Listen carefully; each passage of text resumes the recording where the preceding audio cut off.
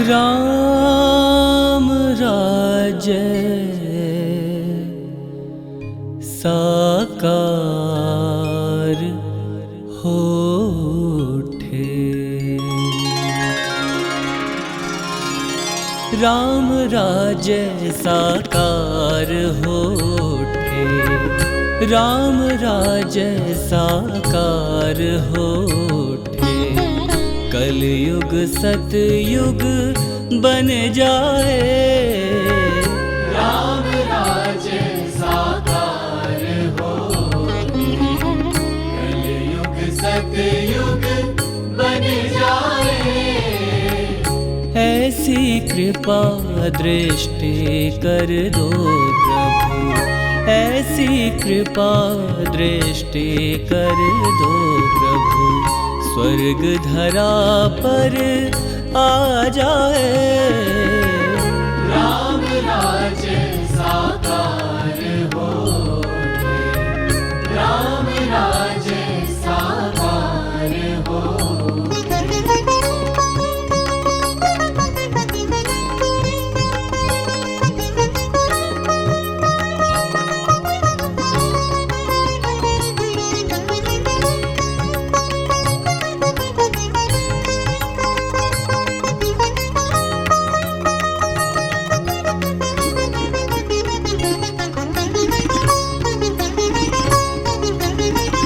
जनमानस में ज्ञान सूर्य का फैले ऐसा उजियारा। जनमानस में ज्ञान सूर्य का फैले ऐसा उजियारा। विकसित हो विश्वास सरों में। श्रद्धा सुमनों की माला। विकसित हो विश्वास सरों में। श्रद्धा सुमनों की माला। दैहिक दैविक भवतापों से। दैहिक दैविक भवतापों से सब मानव मुक्ति पाए। राम राज्य साकार होठे। राम राज्य साकार होठे।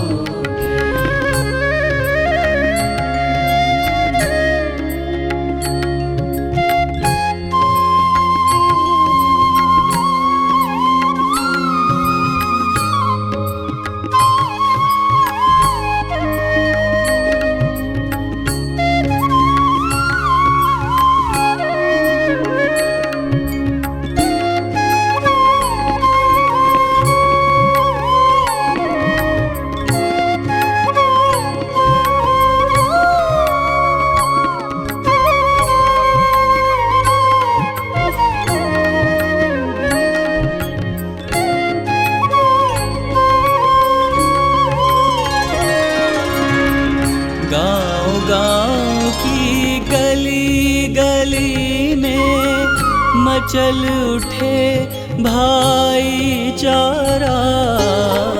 गाँव गाँव की गली गली में मचल उठे भाईचारा।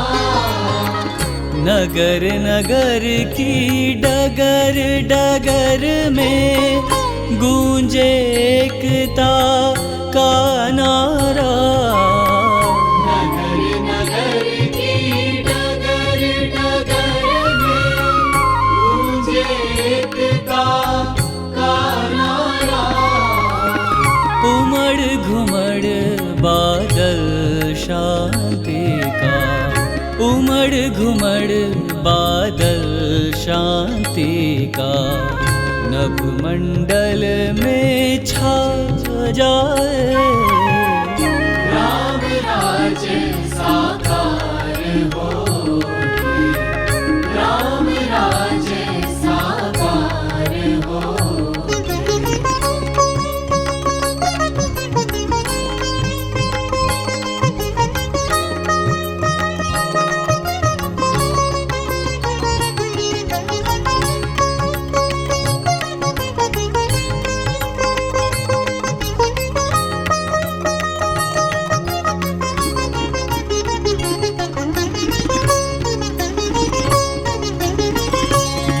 जाए भय ऊंच नीच का और विषमता की खाई। मिट जाए भय ऊंच नीच का और विषमता की खाई। अखिल विश्व बंधुत्व भाव की बाजे घर घर शहनाई।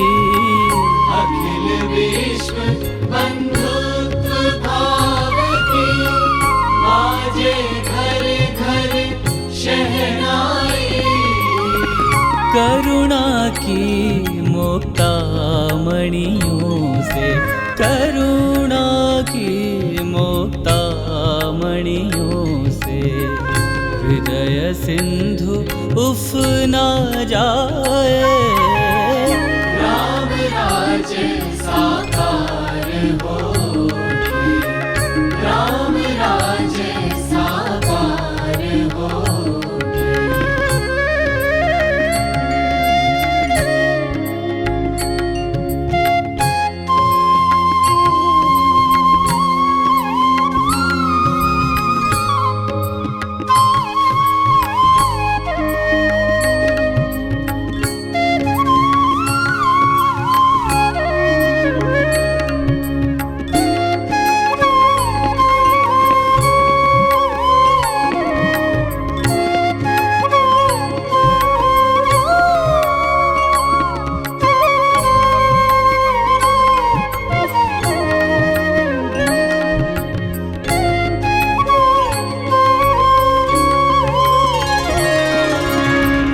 सत्संगति समीर की शीतल मंद चल उठे पुरवाई। सत्संगति समीर की शीतल मंद चल उठे पुरवाई। चार पदारथ मकरंद गंध से झूम उठे मन अमराई। चार पदारथ मकरंद गंध से झूम उठे मन अमराई। श्रुति कोकिल कंठों से फूटे, श्रुति कोकिल कंठों से फूटे भजनों की स्वर धाराएं। राम राज्य साकार होके, राम राज्य साकार होके। कलयुग सतयुग बन जाए, ऐसी कृपा दृष्टि कर दो प्रभु, ऐसी कृपा दृष्टि कर दो प्रभु। स्वर्ग धरा पर आ जाए। राम राज्य साकार होके, राम राज्य साकार होके, राम राज्य साकार होके। राम राज्य हो, राम राज्य हो, राम राज्य साकार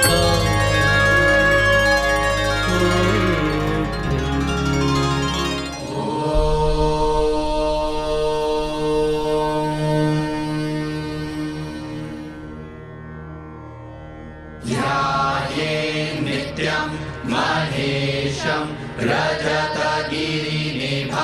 चारुचन्द्रावतंसं रत्नाकल्पोज्ज्वलाङ्गं परशुमृगवराभीतिहस्तं प्रसन्नं पद्मासीनं समन्तास्तुतममरगणैर्व्याघ्रकृतिं वसानं विश्वाद्यं विश्ववन्द्यं निखिलभयहरं पञ्चवक्त्रं त्रिनेत्रम्।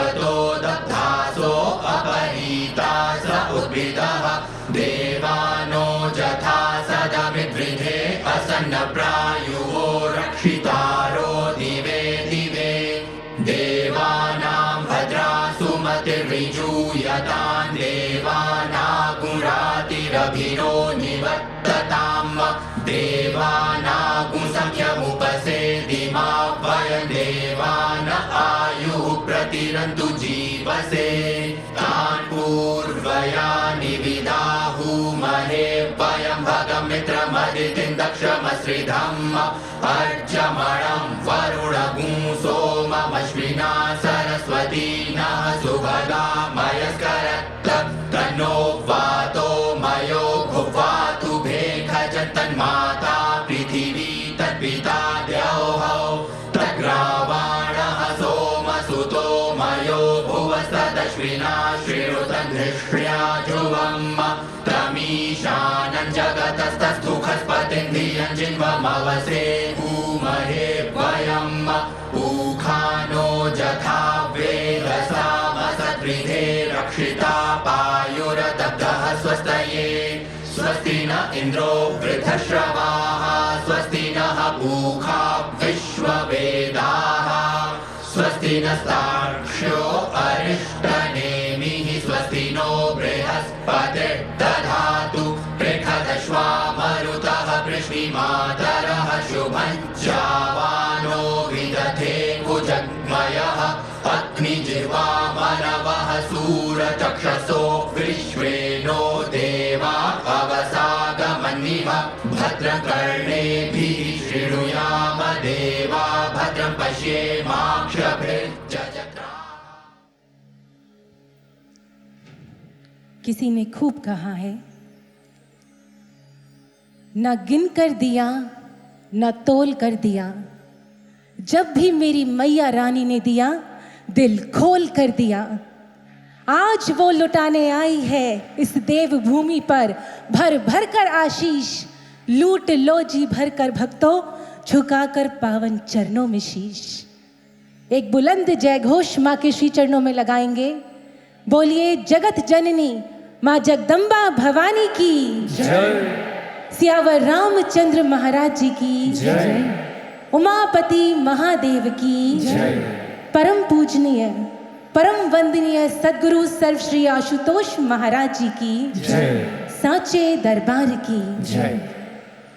देहरादून की इस देवभूमि पर ब्रह्मनिष्ठ ब्रह्म ज्ञान प्रदाता परम पूजनीय सद्गुरु सर्व श्री आशुतोष महाराज जी की असीम अनुकंपा से दिव्य ज्योति जागृति संस्थान द्वारा आयोजित 7 दिवसीय श्रीमद् देवी भागवत महापुराण ज्ञान यज्ञ की इस भव्य एवं दिव्य आयोजन में, इसकी प्रथम आस्थायिका में हम उपस्थित समस्त भक्त श्रद्धालुओं का हार्दिक स्वागत करते हैं, हार्दिक अभिनंदन करते हैं।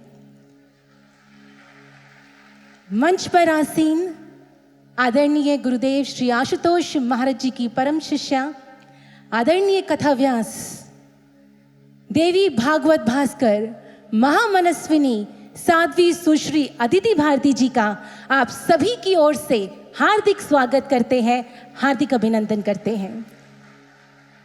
साध्वी अदिति भारती जी के ओजस्वी जीवन के एकेडमिक पक्ष की अगर बात करें तो हम बताना चाहेंगे, she is a gold medalist in MSc Environmental Studies.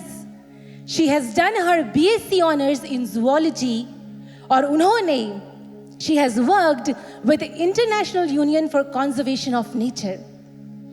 और अगर उनके आध्यात्मिक जीवन के आध्यात्मिक पक्ष की बात करें तो गुरुदेव श्री आशुतोष महाराज जी से ब्रह्म ज्ञान प्राप्त करने के उपरांत उन्होंने महाराज श्री के दिव्य मिशन आत्म जागृति से विश्व शांति इस महान उद्देश्य के हेतु अपना जीवन समर्पित कर दिया। आज गुरुदेव के मार्गदर्शन में उनके आशीर्वाद से देवी माँ का साक्षात्कार कर उनसे एकाकार हो, वो देवी भागवत महापुराण में निहित माँ की विभिन्न लीलाओं में छुपे गूढ़ आध्यात्मिक रहस्यों को, प्रैक्टिकल ट्रांसफॉर्मेशन मॉडल को निस्वार्थ भाव से जन जन के समक्ष रख रही हैं। देश के कोने कोने में जाकर वो मां की कथा का वाचन कर असंख्य लोगों के हृदयों में आध्यात्मिकता के दीप को प्रज्वलित कर रही हैं। आपकी अमृतमयी वाणी द्वारा मां की विभिन्न लीलाओं को श्रवण कर भक्तों के हृदयों में मां के प्रति भक्ति और श्रद्धा और प्रगाढ़ हुई है। इतना ही नहीं, साध्वी जी संस्थान के संरक्षण प्रोजेक्ट की पैन इंडिया इंचार्ज भी हैं। मंच पर जितने भी संत संगीतज्ञों को आप देख रहे हैं, ये सभी गुरुदेव श्री आशुतोष महाराज जी द्वारा प्रदत्त ब्रह्म ज्ञान की शक्ति से महामाई से एकाकार कर गायन वादन द्वारा, भाव संगीत द्वारा ऐसी संगीत लहरियों को उत्पन्न करेंगे जो निस्संदेह भक्तों के हृदयों में मां के प्रति प्रेम को और दृढ़ करेंगे और प्रगाढ़ करेंगे। इन सभी संत संगीतज्ञों का भी हम आप सभी की ओर से हार्दिक स्वागत करते हैं, हार्दिक अभिनंदन करते हैं। देवियों और सज्जनों, देवराज इंद्र के विषय में हमारे वेदों में कहा गया है, वर्ष, माह और दिन उनके चिर यौवन को खंडित नहीं कर सकते। ठीक यही बात स्वयं वेदों और समस्त धर्म ग्रंथ शास्त्रों के लिए भी सत्य है। हमारे वेद, हमारे धर्म ग्रंथ शास्त्र कालजयी हैं, दे आर टाइमलेस। इनका रेलेवेंस जितना हजारों वर्ष पूर्व था उतना आज भी है। हमारे धर्म ग्रंथ शास्त्रों में निहित ज्ञान, जीवन सूत्र, प्रैक्टिकल लाइफ ट्रांसफॉर्मिंग मॉडल्स आज भी समाज को सफलता के शिखरों पर ले जाने के लिए सक्षम है। लेकिन क्या कारण है कि आज का समाज हमारी इस अनमोल धरोहर का लाभ नहीं उठा पा रहा? इसका कारण है क्योंकि आज का मानव समाज दो शर्तों को पूरा नहीं कर रहा। पहली शर्त, हमारे धर्म ग्रंथ शास्त्रों के प्रति हमारी जिज्ञासा, उत्साह। मूवीज और क्रिकेट, इनके प्रति खासकर हमारे देश में गजब का क्रेज देखने को मिलता है। इनके प्रति हमारा उत्साह गजब का है। क्यों? क्योंकि ये हमारा मनोरंजन, मन का रंजन करते हैं। लेकिन देवियों और सज्जनों, एक सफल और आनंदपूर्ण जीवन जीने के लिए, to live a higher life, एक उत्कृष्ट जीवन जीने के लिए मन का रंजन नहीं, मन का मंथन करने की आवश्यकता होती है। समुद्र मंथन के समय पहले विष बाहर आया था, उसके बाद अमृत की प्राप्ति हुई थी। ठीक इसी प्रकार मन का मंथन करने पर हमारे मन का विष बाहर निकलता है, यानी हमारे विकारों का, हमारी बुराइयों का अंत होता है और हम अमृतमय जीवन, आनंदमय जीवन को जी पाते हैं। लेकिन समुद्र मंथन संभव कब हुआ था? जब कच्छप रूप में उस भगवत सत्ता ने उस मंथन को आधार प्रदान किया था। ठीक इसी प्रकार सज्जनों, हमारे मन का मंथन तभी संभव होगा जब उस मां भगवती का आधार हम प्राप्त कर लेंगे, जब उनकी दिव्य लीलाओं, उनके जीवन चरित्र, उनके आदर्शों को जानने का, समझने का हमारे भीतर उत्साह, जिज्ञासा पैदा होगी, वो इंटरेस्ट पैदा होगा। हमारे भीतर ऐसे प्रश्न उठने चाहिए कि आखिर किस प्रकार जगत जननी ने इस सृष्टि का विस्तार किया, आखिर क्यों मां ने इतने भिन्न भिन्न रूपों में अवतार लिया, क्या है अर्धनारीश्वर रूप का रहस्य, रक्त बीज के संहार हेतु महाकाली रूप ही क्यों लिया मां ने, क्या समझाना चाहती है मां अपनी विभिन्न लीलाओं के माध्यम से। ऐसे प्रश्न, ऐसी जिज्ञासा हमारे भीतर उठनी चाहिए। दूसरी शर्त, एक पूर्ण तत्ववेता संत की शरणागति को प्राप्त करना, जो हमें इन प्रश्नों का उत्तर दे, जो मां की लीलाओं में छुपे आध्यात्मिकता को हमारे जीवन में उजागर कर सके। आज का मानव, खासकर युवा, इन सभी प्रश्नों के उत्तर के लिए सोशल मीडिया पर मनमाने ढंग से लिखे पोस्ट को पढ़ता है कंटेंट को पढ़ता है और उससे इन्फ्लुएंस होकर they start doubting their own glorious scriptures, culture, even the divine incarnation और ग्लोरियस हिस्ट्री। इसीलिए गुरुदेव श्री आशुतोष महाराज जी का विजन है ऐसी महान कथा आयोजनों का करने का, जहां केवल महामाई की महिमा और कहानियां ही नहीं सुनाई जाती, बल्कि जहां मां की लीला चरित्रों के पीछे छुपे गूढ़ आध्यात्मिक रहस्यों को समाज के समक्ष रखा जाता है, ताकि वो सहजता से उनसे रिलेट कर सकें और उनसे इंस्पायर होकर अपने जीवन को उत्कृष्ट बना सकें। ऐसे ही उद्देश्य के साथ आदरणीय कथा व्यास साध्वी सुश्री अदिति भारती जी हमारे समक्ष उपस्थित है, हमारे मध्य उपस्थित है और वो इसी उद्देश्य के साथ इस कथा का वाचन करेंगी। आइए अब आप सभी की ओर से उनसे आग्रह करते हैं कि वो माँ की उस आनंददायिनी कथा को, उस कथा अमृत का पान हम सबको कराएं। एक बुलंद जय घोष माँ के श्री चरणों में लगाएंगे। बोलिए जगत जननी माँ जगदम्बा भवानी की जय। सद्गुरु सर्व श्री आशुतोष महाराज जी की जय। साचे दरबार की जय।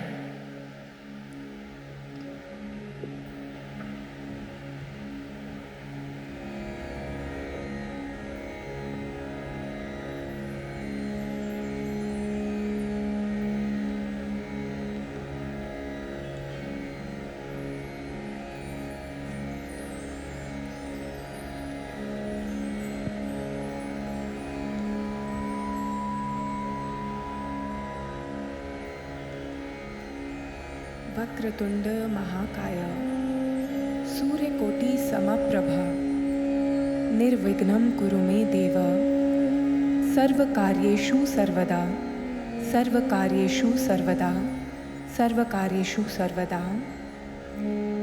हे विघ्नहर्ता, हे मंगलकर्ता, हे आदिदेव गणपति देव, इस पावन अनुष्ठान का प्रारंभ करते हुए हम आपका आह्वान करते हैं।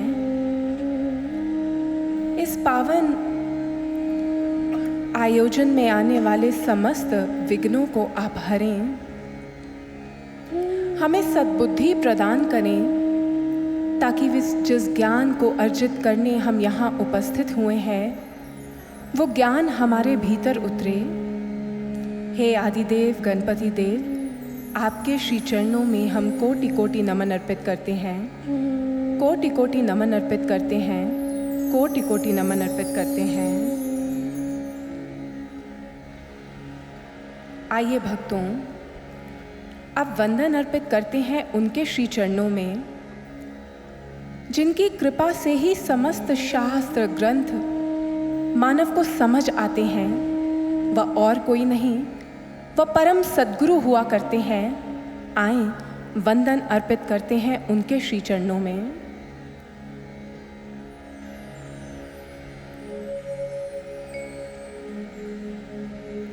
तस्मै श्री गुरवे नमः।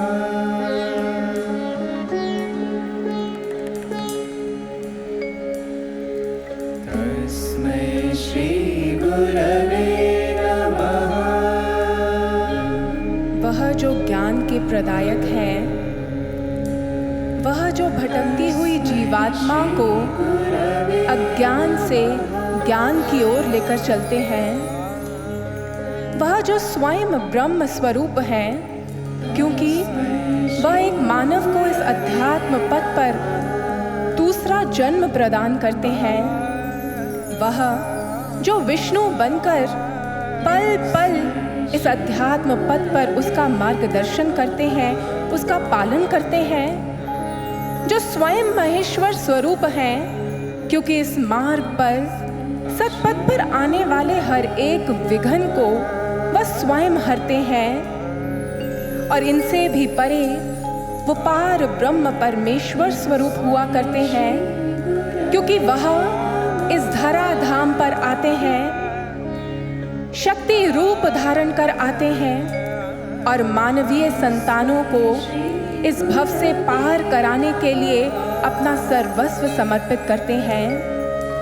ब्रह्म ज्ञान प्रदान कर उनके समस्त अज्ञान का हरण करते हैं ऐसे महान सद्गुरु को, वह जो मानव के जीवन को सतपथ की ओर अग्रसर करते हैं, उनके श्री चरणों में हम कोटि कोटि नमन अर्पित करते हैं, कोटि कोटि नमन अर्पित करते हैं, कोटि कोटि नमन अर्पित करते हैं।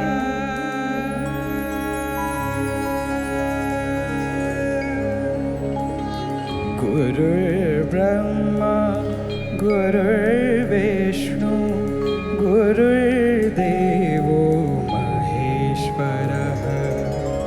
गुरुर्ब्रह्मा गुरुर्विष्णु गुरुर्देवो महेश्वरः।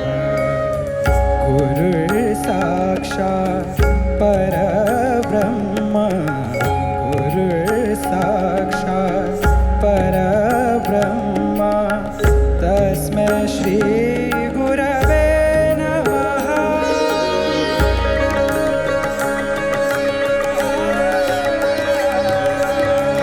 तस्मै श्री गुरवे नमः। तस्मै श्री गुरवे नमः।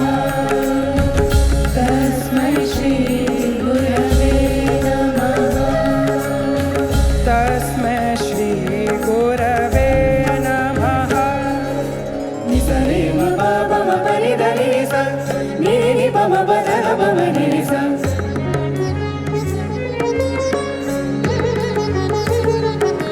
निसरे रे निसरे रे रे रे रे सा नि ध प म ध प नि ध प म प म रे सा नि नि सा रे म प रे म प रे म प। निसरे म प रे म प रे म प। निसरे म प रे म प म प ध।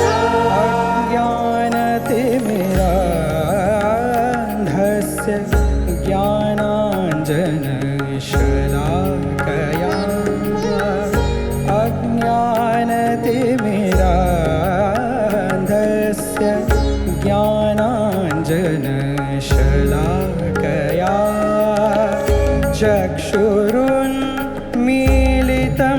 येन चक्षुरुन्मीलितं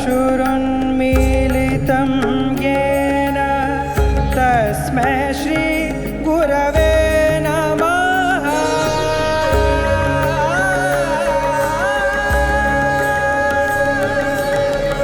तस्मै श्री गुरवे नमः। तस्मै श्री गुरवे नमः। तस्मै श्री गुरवे नमः। तस्मै श्री गुरवे नमः। तस्मै श्री गुरवे नमः। तस्मै श्री गुरवे नमः।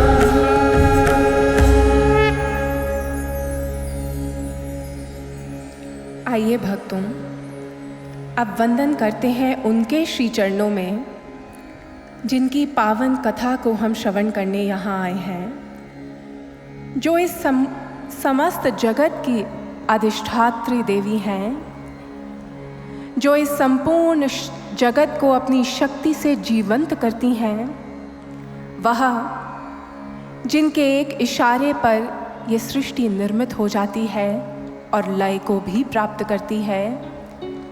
वह जगत जननी, उनके श्री चरणों में हमारा वंदन है। या देवी सर्वभूतेषु शक्ति रूपेण संस्थिता नमस्तस्यै नमस्तस्यै नमस्तस्यै नमो नमः। या देवी सर्वभूतेषु मातृरूपेण संस्थिता नमस्तस्यै नमस्तस्यै नमस्तस्यै नमो नमः। नमस्तस्यै नमो नमः।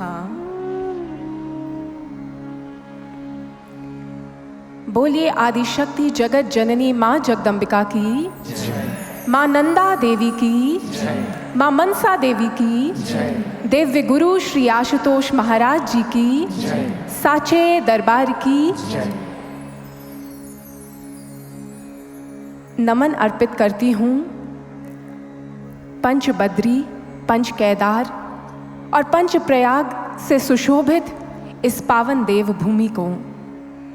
यह देवभूमि जिसके पोर पोर में दिव्यता का स्पंदन है, जिस भूमि से माँ गंगा केवल शीतल जल लेकर प्रवाहित नहीं होती, अपितु सदियों से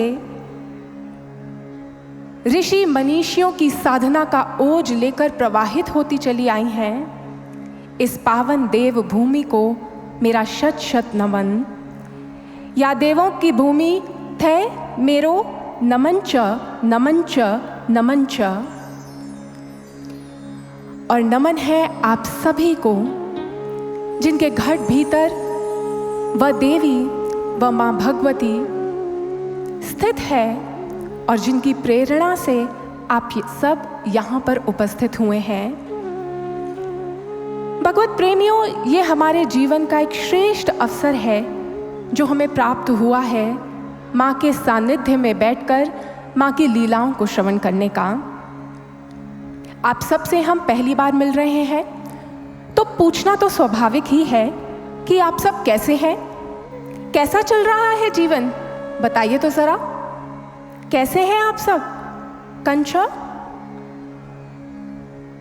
उत्तर थोड़ा ढीला ढाला है, कुछ ने कहा ठीक है, कुछ कुछ बोले ही नहीं। क्या हुआ? क्या दाल में कुछ काला है या पूरी की पूरी दाल ही काली है? भक्तों, मैं कोई भविष्य में देखने वाली भविष्य दृष्टा नहीं हूं, मैं कोई मनोवैज्ञानिक भी नहीं हूं और ना ही मैं अंतर्यामी हूं, लेकिन फिर भी जीवन को कुछ कुछ मैंने भी देखा है और आपके इस ढीले ढाले उत्तर के पीछे शायद जो भाव छुपे हैं उनको मैं अभिव्यक्त करने का प्रयास करती हूँ। कहीं ऐसा तो नहीं कि आपको लगता हो कि जीवन में संसाधन बहुत है परंतु फिर भी जीवन खाली है? कहीं ऐसा तो नहीं लगता कि आसपास रिश्ते नातों की भीड़ लगी हुई है लेकिन फिर भी अपना कहने के लिए कोई नहीं है? दिन रात दौड़ रहे हैं सफलता के लिए लेकिन वो सफलता दूर दूर भागती हुई लगती है। सब कुछ है पर फिर भी कुछ अधूरा सा है। इस समाज की स्थिति को देखकर क्या मन चित्कार करता है? क्या हृदय से टीस उठती है? और इस अपना कहने वाले समाज में डर डर कर यूं रहना क्या शर्मसार सा लगता है? अगर आपके ठीक है के पीछे ऐसे भाव समाहित हैं तो रुकिए, मैं आपको अनकंफर्टेबल नहीं करना चाहती ये सब बताकर, पर मैं आपको ये ज़रूर कहना चाहती हूँ कि जिन बातों को आप किसी से नहीं कहते, सबसे छुपाते हैं, एक बड़ी सी मुस्कुराहट के पीछे जिस दर्द को समेट कर बैठे हैं और जीवन में चलते चले जा रहे हैं, जिन प्रश्नों के उत्तर पाने के लिए आप छटपटाते हैं, आपकी वो घबराहट, आपकी वो छटपटाहट, आपकी वो जिज्ञासाएं, अब उन सब का समाधान प्राप्त करने का समय आ गया है। यह देवी भागवत महापुराण की गाथा आपके समक्ष दिव्य गुरु श्री आशुतोष महाराज जी की कृपा से जो हम लेकर आए हैं, वह गाथा आपके जीवन के इन सभी प्रश्नों का उत्तर आपको प्रदान करने आई है। भक्तों, ये गाथा बहुत विलक्षण है। किसी ने खूब कहा, मानव के चोटिल मन पर लगने वाला मलम है ये कथा। उसके अकेलेपन में दिव्य मातृ संग है ये कथा। उसके जीवन में नवीन ऊर्जा को प्रवाहित करने का प्रबंध है ये कथा। जीवन के भटकते हुए जीवन का है किनारा और भव से है इसके माध्यम से ही पार उतारा। आपके जीवन के हर एक प्रश्न का उत्तर देने आई है ये कथा। मानव को अशक्तता से सशक्त बनाने आई है ये कथा। समाज के कल्याण की और मानव के उत्थान का दिव्य प्रबंध है ये कथा। ये कथा आपके समक्ष उन सारे रहस्यों को उजागर करेगी जो कभी आपने अपने मन में उनको जानने का प्रयास किया होगा या सोचा होगा। और इस कथा का निर्माण किया स्वयं आदि शक्ति जगत जननी ने। आप कहेंगे कैसे?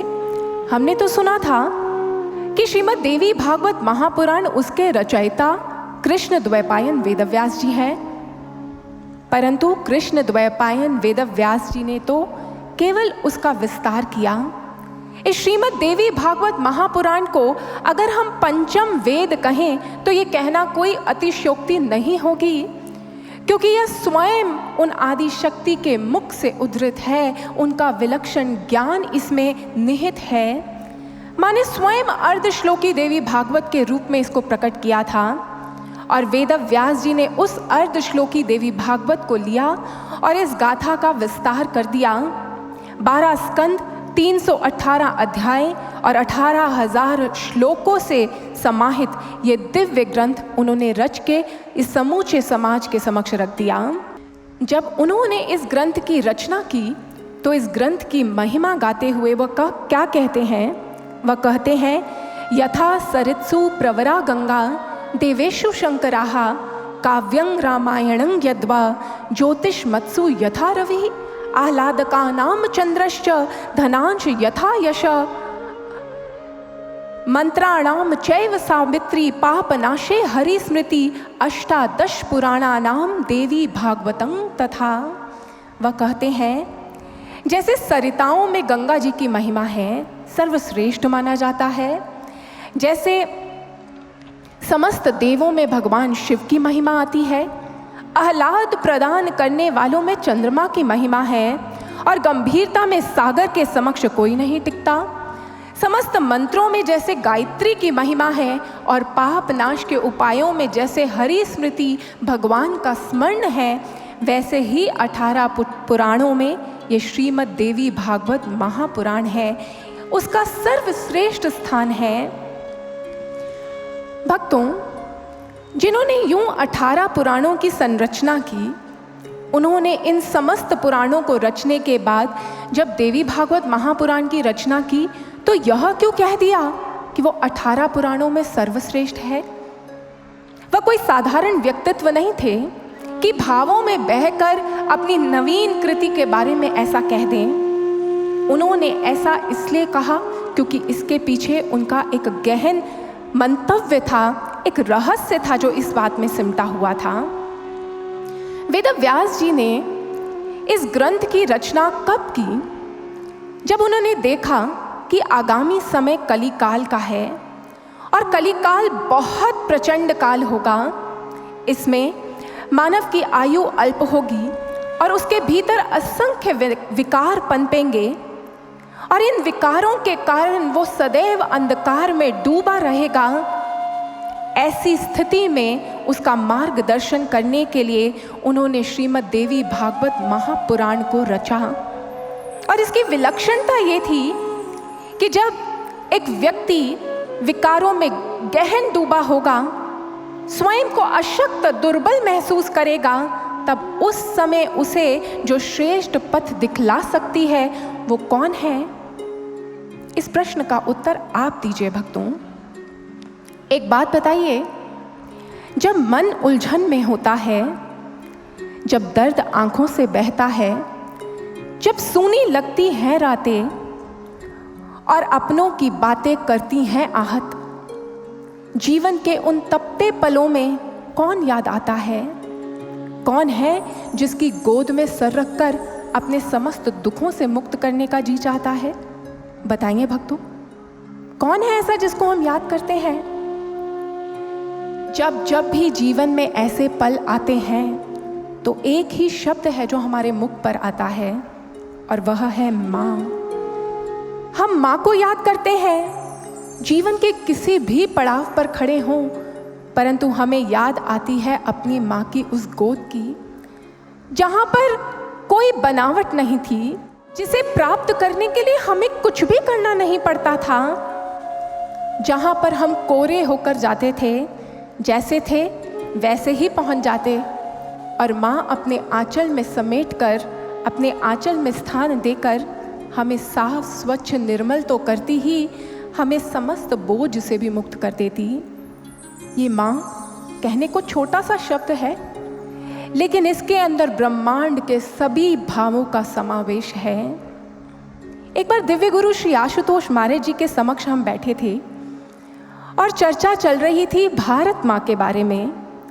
तब महाराज श्री ने बताया क्यों कहे पूछा हमसे। महर्षि ने कहा कि जानते हो कि ये माँ शब्द इसकी उत्पत्ति कहाँ से हुई है। हमने प्रश्नवाचक दृष्टि से महाराज जी की ओर ही देखा। तब महाराज जी ने कहा, जब एक गाय का बछड़ा जन्म लेता है तो वो गौ माता उसे चाट चाट कर निर्मल कर देती है, स्वच्छ कर देती है, उसके ऊपर लगे हुए समस्त रक्त को साफ कर देती है। उसके ऐसे करने में उसका वात्सल्य है जो प्रवाहित होता है, और इसीलिए गौ के बछड़े को वत्स कहते हैं। और जब यही वत्स माँ की उस कृपा को प्राप्त कर पहली बार अपना मुख खोलता है तो उसके मुख से निकलता है ये शब्द माँ। माँ कहता है वो, और उसके इस कहने में वो समस्त अनुदान जो उसने माँ से प्राप्त किए थे उसकी अभिव्यक्ति इस शब्द में होते हैं। माँ की वात्सल्यता की अभिव्यक्ति इस शब्द में होती है। इस संसार में हम बहुत दृश्यों को देखते हैं, परंतु भक्तों कभी कोई ऐसा दृश्य देखा है, कभी कोई ऐसी वस्तु देखी है जहां पर जल की शीतलता भी हो और अग्नि की दाहकता भी हो।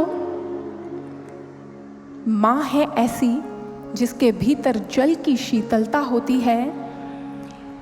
वो शीतल जल की तरह अपने प्रेम की निर्मल सुधा से मानव के हृदय को, अपनी संतान के हृदय को पोषित करती है, उस पर प्रेम लुटाती है। और वही माँ है जब उसकी संतान पर कोई विपत्ति आती है तो ये समूचा जीव जगत इसका प्रमाण है कि जब जब संतान पर विपत्ति आती है वो माता जो है वो रौद्र रूप धारण कर लेती है, शौर्य का परिचय देती है। यूं वो माँ ही है जहाँ पर जल की शीतलता और अग्नि की दाहकता एक साथ दिखती है। इस संसार में जहाँ हर कोई दौड़ रहा है कुछ बनने के लिए, क्या वहाँ पे कोई एक ऐसा अस्तित्व बता सकते हैं जो बढ़ रहा हो मिटने के लिए? देखिए अपनी माँ को, उसके कार्य व्यवहारों की ओर देखिए, उसकी जीवन शैली की ओर देखिए। केवल एक माँ ही है जो अपनी संतानों को बनाने के लिए अपना सब कुछ मिटा देती है। चाहे रात्रि का, अर्धरात्रि का वो समय हो, वो गहरी नींद में डूबी हो, लेकिन उसके बच्चे की अगर एक बार आवाज़ आ जाए तो वो गहरी नींद से उठकर उसके लिए खड़ी हो जाती है। चाहे दिन भर की थकी हो, बीमार हो, लेकिन संतान के लिए कुछ करने की बात आए तो वो सब कुछ छोड़ देती है। ऐसी होती है माँ। और माँ के इन दिव्य गुणों का परिचय तो थोड़ा थोड़ा ही हमने अपनी माँ के भीतर देखा होगा, लेकिन जिसने इस संसारिक माँ के भीतर वो समस्त गुण भरे हैं, सोच करके देखिए वो जगत जननी कैसी होगी।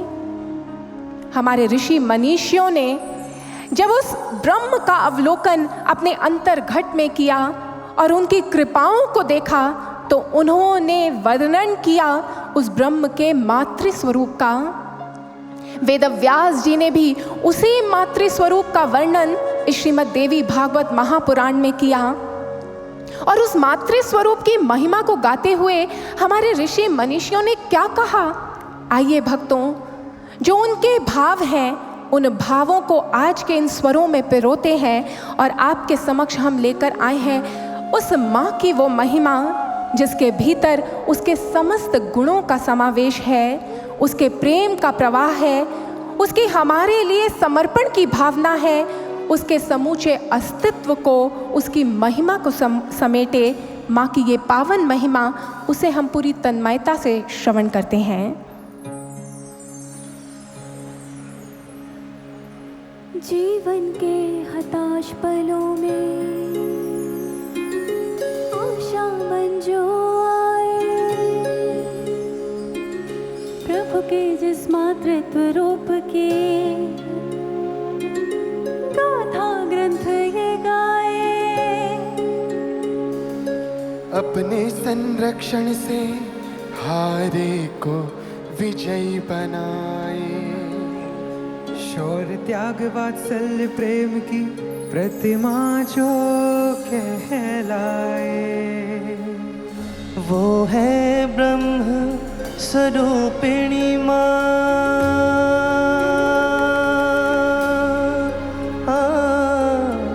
वो है ब्रह्म स्वरूपिणी माँ। आओ मेरे महिमा गाए, अस्तित्व का आधार है जग जननी माँ, करुणा की निर्झर धार है, जग जननी माँ, अस्तित्व का आधार है, करुणा की निर्झर धार है, करती जगत उद्धार है। जय जय जग जननी माँ।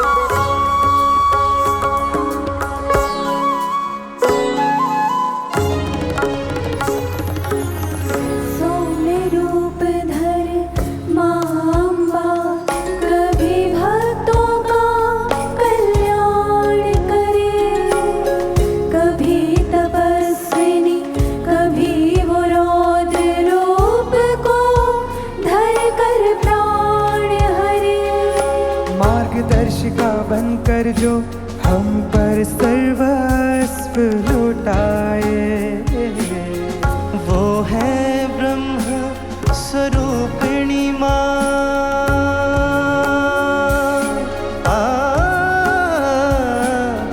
वो है ब्रह्म स्वरूपिणी माँ।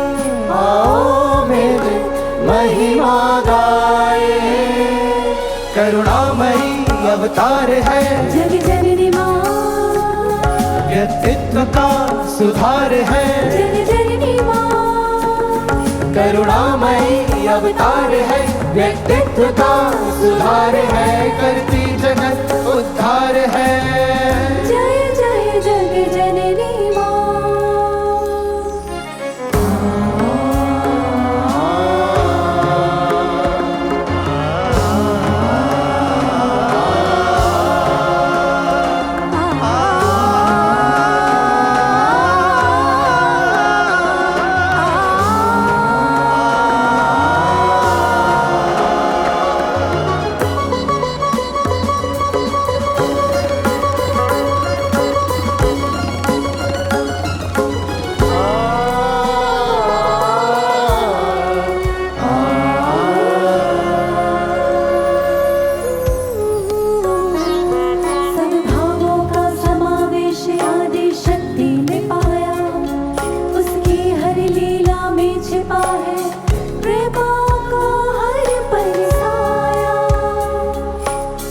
दोष भले हो कितने ही, फिर भी वो गले से लगाए, फिर भी गले से लगाए। वो है ब्रह्म स्वरूपिणी माँ।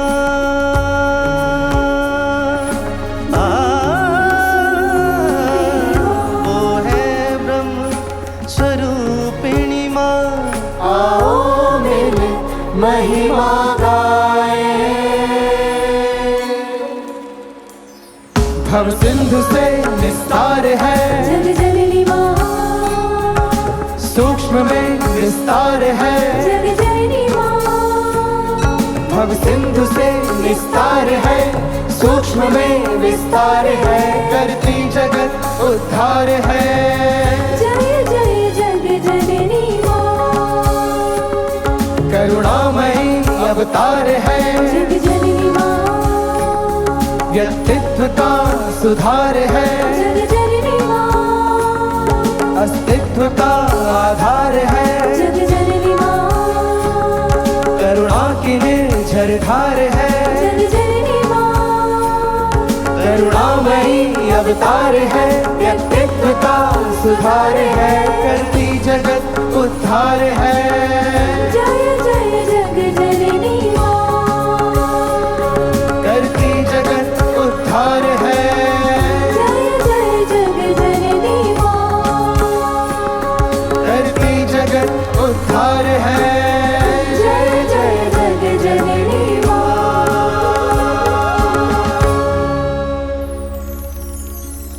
जग जननी माँ। जगत की वो जननी है, इस समूचे ब्रह्मांड का आधार है। वह नव दुर्गा भी है, 10 महाविद्या भी है, साकार भी है, निराकार भी है। इस समूचे ब्रह्मांड का विस्तार वह जग जननी है। भक्तों, उन जगत जननी की महिमा यह श्रीमद् देवी भागवत महापुराण हमारे समक्ष लेकर आया है।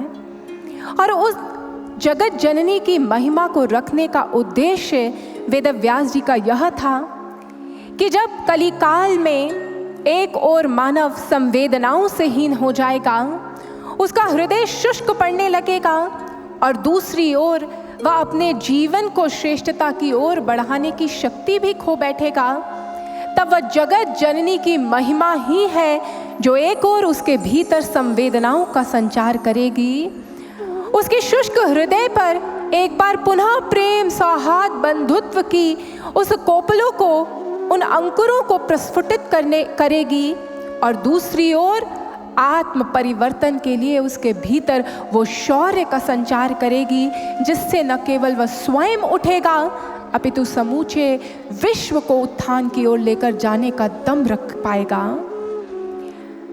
एक बात बताइए भक्तों, हम वर्ष में माँ का आराधन कब कब करते हैं? आप सब जानते हैं कब करते हैं? वर्ष में 4 बार नवरात्रे आते हैं। 2 नवरात्रे प्रकट हैं और 2 नवरात्रे गुप्त हैं।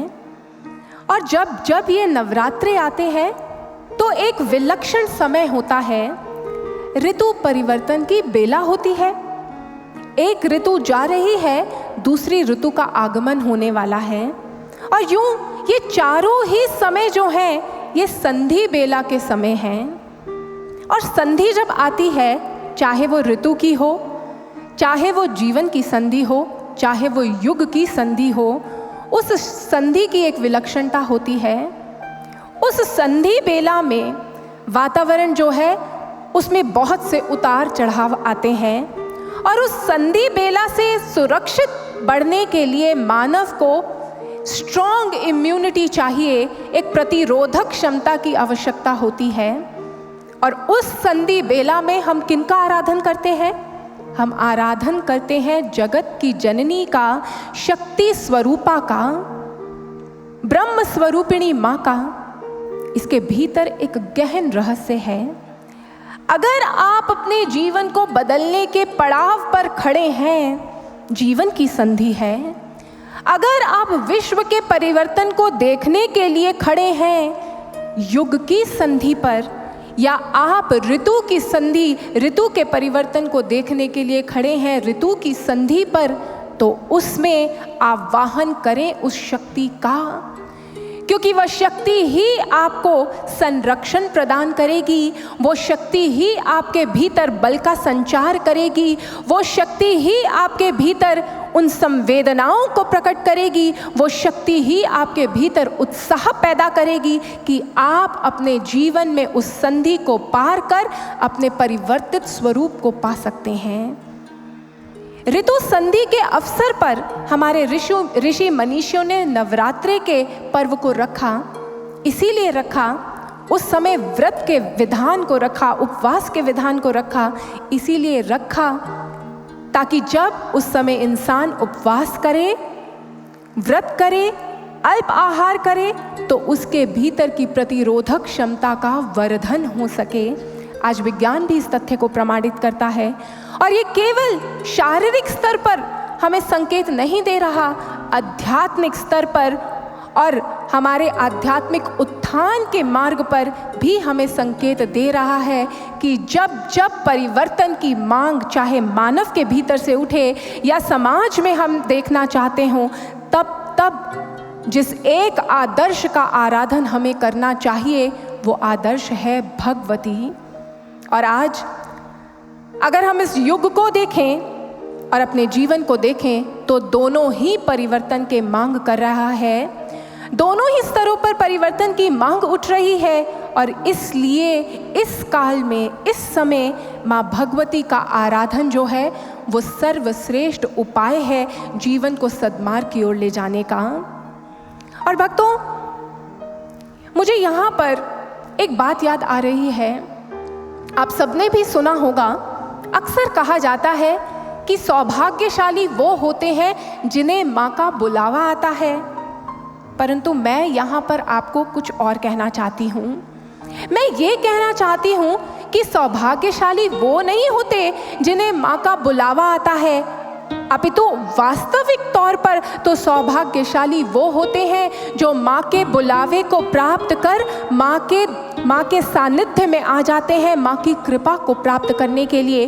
तो सच्चे सौभाग्यशाली आप सब लोग हैं जो आए हैं माँ के दरबार में। अपने लिए जोरदार तालियां बजा लीजिए और माँ के चरणों में अपने भावों को अर्पित कीजिए, जिनकी कृपा से आप यहाँ पर पहुँचे हैं। क्योंकि भक्तों, बुलावा तो इस विश्व की 7 बिलियन से अधिक आबादी को आया है। ये मानव का देह बुलावा है उस भगवती का कि आओ मुझ तक बढ़ो, मुझे प्राप्त करो। परंतु इस संसार में भ्रमित हो भटक रहा है मानव। आप वो सौभाग्यशाली लोग हैं जो आए हैं माँ के बुलावे को प्राप्त कर, माँ के उस रहस्य को जानने के लिए, माँ के उस रहस्य को समझने के लिए। आइए बढ़ते हैं कथा की ओर, प्रवेश करते हैं कथा में। श्रीमद् देवी भागवत महापुराण में जैसा कि आपको बताया कि उसमें 12 स्कंद हैं, 12 स्कंदों और 318 अध्याय और 18,000 श्लोकों से संपन्न ये ग्रंथ है। और इस ग्रंथ की चर्चा सर्वप्रथम किसने की, किसके समक्ष? आइए यहीं से इसको प्रारंभ करते हैं। पूर्व काल की बात है, कली काल का आगमन होने वाला था। द्वापर युग अपने कलेवर समेट रहा था और उस समय शौनक आदि ऋषि जो ध्यान साधना में निमग्न रहते थे, वो शौनक आदि ऋषि बढ़ चलते हैं नैमिषारण्य वन की ओर। नैमिषारण्य वन में पहुंचकर आज वहीं पर अपना डेरा लगाते हैं, अपना स्थान सुनिश्चित करते हैं और ध्यान साधना में निमग्न हो जाते हैं। समय व्यतीत होता है। समय जैसे जैसे व्यतीत हो रहा है वो ध्यान साधना में रत हैं। एक दिन वहाँ उस नैमिषारण्य वन में आगमन होता है सूत जी का। जैसे ही शौनक आदि ऋषियों को सूचना मिली कि सूत जी आए हैं, आज सभी उनके चरणों में जाकर नतमस्तक होते हैं, उन्हें प्रणाम करते हैं और उनके चरणों में बैठ जाते हैं। कहते हैं, धन्य भाग, हे महाभाग सूत जी, आप हमारे जीवन में आए। आज तो हमारा जीवन धन्य धन्य हो गया। हम कब से इस स्थल पे बैठकर ध्यान साधना कर रहे थे। उस कली काल से की प्रचंडता से हमारा रक्षण इसी स्थल में हो सकता है। आज सूत जी ने जब यह सुना तो मुस्कुराने लगे। शौनक आदि ऋषियों को कहने लगे, यही तो उत्तम उपाय है। यहाँ गहन ध्यान में निमग्न हो, उस भगवती के आश्रय में आप स्थित हैं। यह सुनना था कि शौनक आदि ऋषियों ने हाथ जोड़ लिए और कहने लगे, सूत जी, आज आपके ये दर्शन, आपका ये सानिध्य हमें प्राप्त हुआ है। हमारे मन में एक जिज्ञासा उठ रही है। आपके मुखारविंद पूर्व काल में भी हमने बहुत सी कथाएं श्रवण की थी। आपने हमें भगवान शिव की, भगवान विष्णु के विविध अवतारों की गाथाएं श्रवण करवाई हैं। आज आप हमारे समक्ष बैठे हैं तो अपने श्री मुख से हमें एक दिव्य गाथा श्रवण करवाइए। एक ऐसी गाथा श्रवण करवाइए जिससे हमारा हृदय जो है वो प्रेम के भावों से स्पंदित हो जाए, हमारा सारा भय दूर हो जाए। इतना सुनना था। आज महाभाग सूत जी मुस्कुराने लगे और कहने लगे, शौनक आदि ऋषियों, चलिए आज मैं आप सबको पराअंबा की गाथा श्रवण करवाता हूँ। पराअंबा जो इस संपूर्ण ब्रह्मांड की माता है, उनकी गाथा आपके समक्ष रखता हूँ। यह गाथा मैंने स्वयं वेदव्यास जी के श्रीमुख से सुनी थी। उन्होंने अपने पुत्र शुकदेव और मुझे ये गाथा श्रवण करवाई थी। शौनक आदि ऋषि यह बात सुनकर अत्यंत प्रसन्न हुए और दोनों हाथ जोड़कर पूछने लगे, और इस गाथा को किस किसने सुना है? आज जैसे ही ये प्रश्न किया तो अब सूत जी बताने लगे, पूर्व काल में इसी गाथा को सुरत और समाधि ने श्रवण किया था मुनिवर सुमेधा से। दोनों अपने जीवन में व्यथित थे और मुनि सुमेधा से उन्होंने इस पावन गाथा को श्रवण किया। इसी गाथा को मुनि श्रेष्ठ नारायण के श्रीमुख से श्रवण किया था नारद मुनि जी ने, और इसी गाथा को नारद मुनि जी ने श्रवण करवाया था द्वारिका वासियों को और वसुदेव जी को। और इसी गाथा को पूर्व काल में स्वयं वेदव्यास जी ने राजा जन्मेजय को श्रवण करवाया था। अब जैसे ही शौनक आदि ऋषियों ने ये सब नाम श्रवण किए तो पूछने लगे, राजा जन्मेजय। आप सबके मन में भी जिज्ञासा होगी कि राजा जन्मेजय कौन है। राजा जन्मेजय अर्जुन के परपौत्र और परीक्षित के पुत्र थे। राजा जन्मेजय, उनका श्रेष्ठ साम्राज्य था, धर्मज्ञ थे, श्रेष्ठ कर्मों में संलग्न रहा करते थे। और यूं उनके समक्ष एक दिन एक घटना घटी। वह अपने राजमहल में स्थित थे, तभी एकाएक वहाँ पर एक मुनि का आगमन हुआ। उन मुनि का नाम था मुनि उत्तंक। और आज उस राजसभा में पहुंचकर उन्होंने एक उच्च स्वर छेड़ा। कहने लगे, राजन, ये क्या कर रहे हो? धिक्कार है तुम्हें, धिक्कार है तुम्हें। तुम यूं ही अपना समय व्यर्थ करते चले जा रहे हो। जो कार्य करना चाहिए था उसकी ओर तो तुम्हारा ध्यान नहीं, और यूं अपने जीवन को इन रसों में, इन सुखों में लिप्त करके यूं ही समाप्त करते चले जा रहे हो। जैसे ही राजा जन्मेजय ने एकाएक ऐसी बात सुनी तो अपने सिंहासन से उठ खड़े हुए। सिंहासन से उठ खड़े हुए, दोनों हाथ जोड़ लिए और कहने लगे, मुनिवर, मुनिवर, मुझसे कौन सा अपराध हो गया? आप क्यों बार बार मुझे धिक्कार रहे हैं? आखिर मैंने ऐसे कौन से गलत कार्य को अंजाम दे दिया, और वो क्या है जो मुझे करना चाहिए था और मैंने अभी तक नहीं किया? मुनि उत्तंक, जो पहले से ही योजनाबद्ध तरीके से कार्य कर रहे थे, उनकी दुश्मनी थी तक्षक सर्प से, और उससे प्रतिशोध लेने के लिए मुनि उत्तंक ने बहुत सोच विचार कर ऐसे एक व्यक्ति को खोजा। वो व्यक्ति थे राजा जन्मेजय, जिनके बल का आश्रय लेकर वह तक्षक से प्रतिशोध ले सकें। और आज जब उनकी योजना कार्यबद्ध तरीके से आगे बढ़ रही थी और उनके शब्दों का प्रहार राजा जन्मेजय को लगा, तो अब मुनि उत्तंक ने अपनी वाणी को संभाला और कहा, राजन, सत्य ही तो कह रहा हूं। एक राजा का कर्तव्य अपनी प्रजा के लिए होता है। तुमने अपनी प्रजा के लिए तो अपने कर्तव्यों का निर्वाह किया, परंतु एक पुत्र का भी तो कर्तव्य होता है अपने पिता के लिए। तुम्हारे पिता की अकाल मृत्यु हुई उस तक्षक सर्प के दंश से, परंतु आज तक तुमने अपने पिता की मृत्यु का प्रतिशोध नहीं लिया। तुमने उस तक्षक का अंत नहीं किया। कैसा तुम्हारा पिता के प्रति धर्म है? तुमने तो अपना कर्तव्य ही पूर्ण नहीं किया। यो धिक्कार है तुम्हें, धिक्कार है तुम्हारे इस राज्य को, धिक्कार है तुम्हारे पौरुष को। आज जैसे ही राजा जन्मेजय ने यह सुना, वह प्रश्नवाचक दृष्टि से देखने लगा। सत्य तो यह था कि जब राजा परीक्षित की मृत्यु हुई थी तो राजा जन्मेजय एक अबोध बालक थे। उन्हें बस इतना ही पता था कि उनके पिता की मृत्यु एक ऋषि के शाप के कारण हुई। उन्हें कुछ भी अन्य बोध नहीं था। और आज जब यूं शब्दों का प्रहार उनके हृदय पर हो रहा था तो उन्होंने अपनी मंत्रियों की ओर देखा। मुनि उत्तंक ने इस मौके को भी नहीं छोड़ा। कहने लगा, पूछ लो, अपने इन मंत्रियों से पूछ लो, क्या तक्षक के दंश से तुम्हारे पिता की मृत्यु नहीं हुई? आज जब राजा जन्मेजय ने मुनि उत्तंक की ये बात सुनकर अपने मंत्रियों की ओर देखा तो सभी मंत्री मौन हैं। उन्होंने अपने सर को झुका लिया और आज उनके मौन ने राजा जन्मेजय को लज्जित कर दिया। उनके हृदय में पीड़ा उठने लगी और उनके हृदय से चित्कार उठी।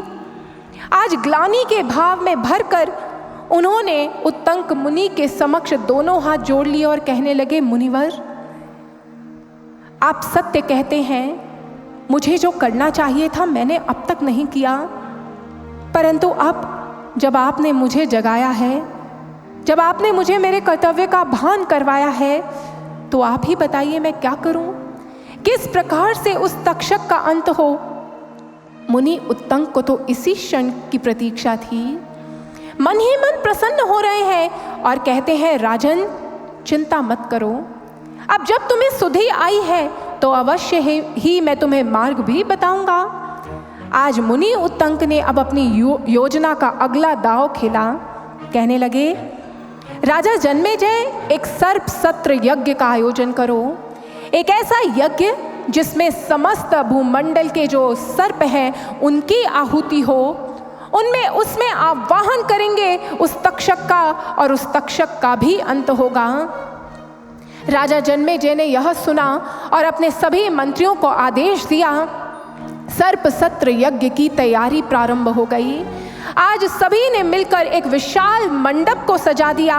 यज्ञशाला सजी है, असंख्य ब्राह्मण वहां उपस्थित हैं और मुनि उत्तंक उनका मार्गदर्शन कर रहे हैं, और यूं वहां पर प्रारंभ हो जाता है सर्प सत्र। उस सर्प सत्र में एक एक कर आहुतियां दी जा रही हैं, आवाहन किया जा रहा है सर्पों का, और देखते ही देखते अलग अलग दिशाओं से सर्प आते हैं और उस अग्नि कुंड में होम होते चले जा रहे हैं। ये उत्तंक देखता है कि अभी तक भी तक्षक वहां नहीं आया। तक्षक के नाम का आवाहन किया जाता है, परंतु तक्षक अपने जीवन की रक्षा के लिए इंद्र की शरण में चला गया है। मुनि उत्तंक पता करवाते हैं, और जैसे ही ये बोध होता है कि वह पहुंच गया है इंद्र की शरण में, तो अब सभी ब्राह्मणों को कहकर आवाहन किया जाता है इंद्र और तक्षक का। जैसे ही इंद्र का आवाहन होता है, इंद्र तो स्थान से पलायन कर जाता है, तक्षक को अकेला ही छोड़ देता है, और इधर तक्षक त्राहिमाम त्राहिमाम करते हुए पहुंच जाता है माँ जरत्कारु की शरण में। माँ जरत्कारु की शरण में पहुंचा, और आज माँ जरत्कारु ने अपने पुत्र आस्तिक मुनि को आदेश दिया कि जाकर राजा जन्मेजय का सर्प सत्र रुकवा दो। बालक मुनि थे, मुनि आस्तिक पहुंच गए अपनी माता की आज्ञा प्राप्त कर उस सर्प सत्र यज्ञ में। और आज जैसे ही राजा जन्मेजय ने आस्तिक मुनि को देखा, उनके चेहरे पर एक तेज था, और अकस्मात ही राजा जन्मेजय उनके उस तेज को देखकर प्रभावित हो गए। कहने लगे, मुनिवर, आपकी इस बाल्य अवस्था में मुनि के वेश में है यहाँ पर, बताइए किस प्रकार से मैं आपकी सेवा कर सकता हूँ? ऐसा क्या है जो मैं आपको प्रदान कर सकता हूँ? आज मुनि आस्तिक ने सौम्य वचनों को धारण करते हुए कहा, राजन, इस तामसी यज्ञ, इस सर्प सत्र को बंद कर दीजिए, मुझे और कुछ नहीं चाहिए। क्योंकि राजा जन्मेजय धर्मज्ञ थे, वचनबद्ध थे, तो आज जब आस्तिक के मुख से ये बात सुनी, उन्होंने वचन दिया था उन्हें कि जो वो मांगेंगे वह देंगे, तो आज भारी हृदय से ही सही राजा जन्मेजय ने उस यज्ञ को बंद करवा दिया। ये सर्प सत्र बंद हुआ, और मुनि उत्तंक का वह योजना भी राजा जन्मेजय के समक्ष आ गया। और आज राजा जन्मेजय दुखी हैं, सब अपनी अपनी दिशा में चले गए, लेकिन राजा जन्मेजय हाथ पर हाथ रखकर अपने सिंहासन पर बैठे हैं और कहीं दूर शून्य में देख रहे हैं और सोच रहे हैं, ये क्या था? ये क्या हुआ मेरे साथ? जो कर रहा था वो करने योग्य नहीं था, जो करवाया गया वो बंद करवा दिया गया। किसकी बात मानूं? उस उत्तंक की बात मानी तो उसने मेरा यूं प्रयोग किया, और यह आस्तिक कौन था जिससे मैं यूं प्रभावित हो गया कि मैंने अपने आयोजन को ही बंद कर दिया?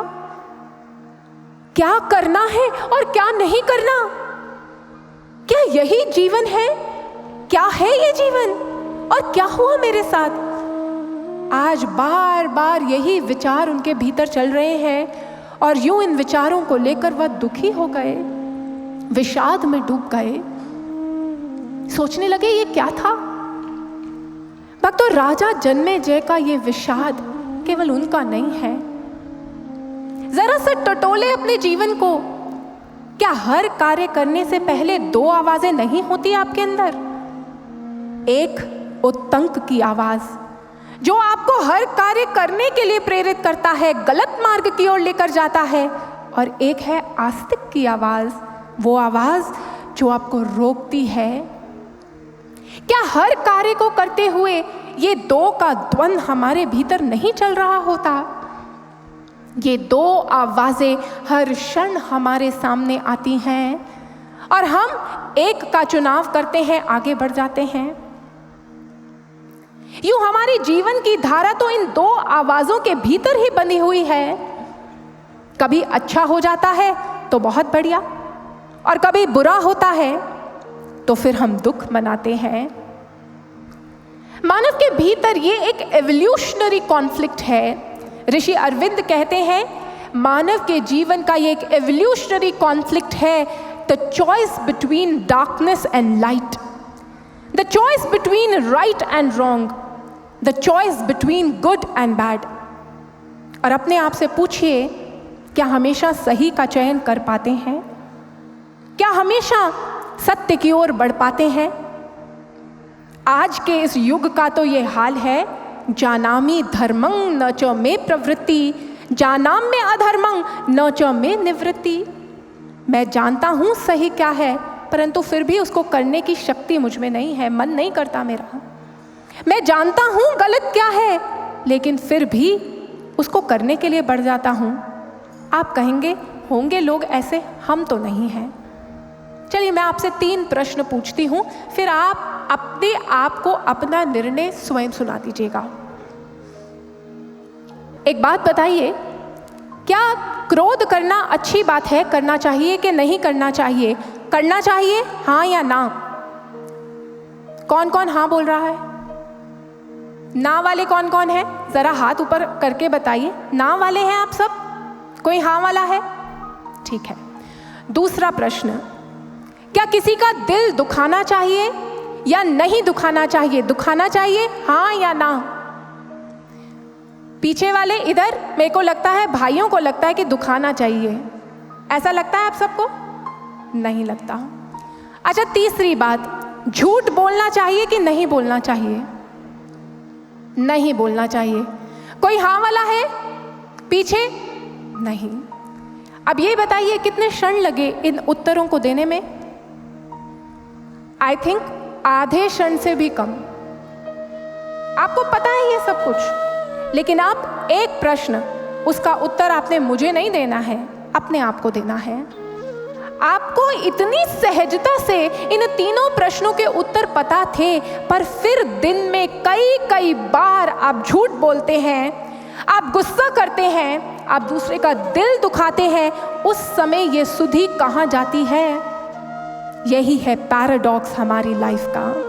यही है जिसे हमारे शास्त्र ग्रंथों में कहा गया, जानामि धर्मं न च मे प्रवृत्ति, जानाम्य अधर्मं न च मे निवृत्ति। मैं जानता हूं धर्म क्या है, परंतु उसे करने के लिए मैं आगे नहीं बढ़ता। ये कॉन्फ्लिक्ट है उन दो आवाजों का जो हमारे भीतर निरंतर रहती है।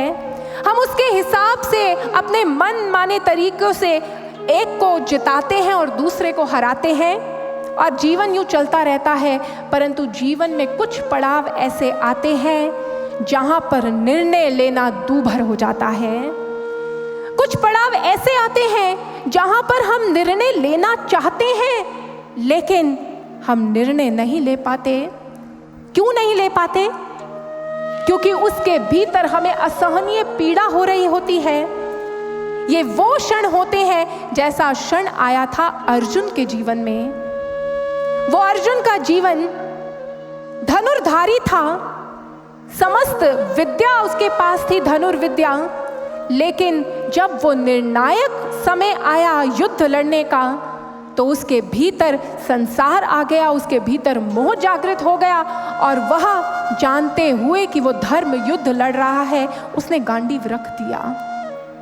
जीवन में कई ऐसी परिस्थितियां आती हैं जिनमें जब हमारी चॉइसेस के फल हमें मिलते हैं तो वो हमें स्तब्ध रख देते हैं, हमें पीड़ा दे देते हैं। उन क्षणों में हम भी विषाद में डूब जाते हैं।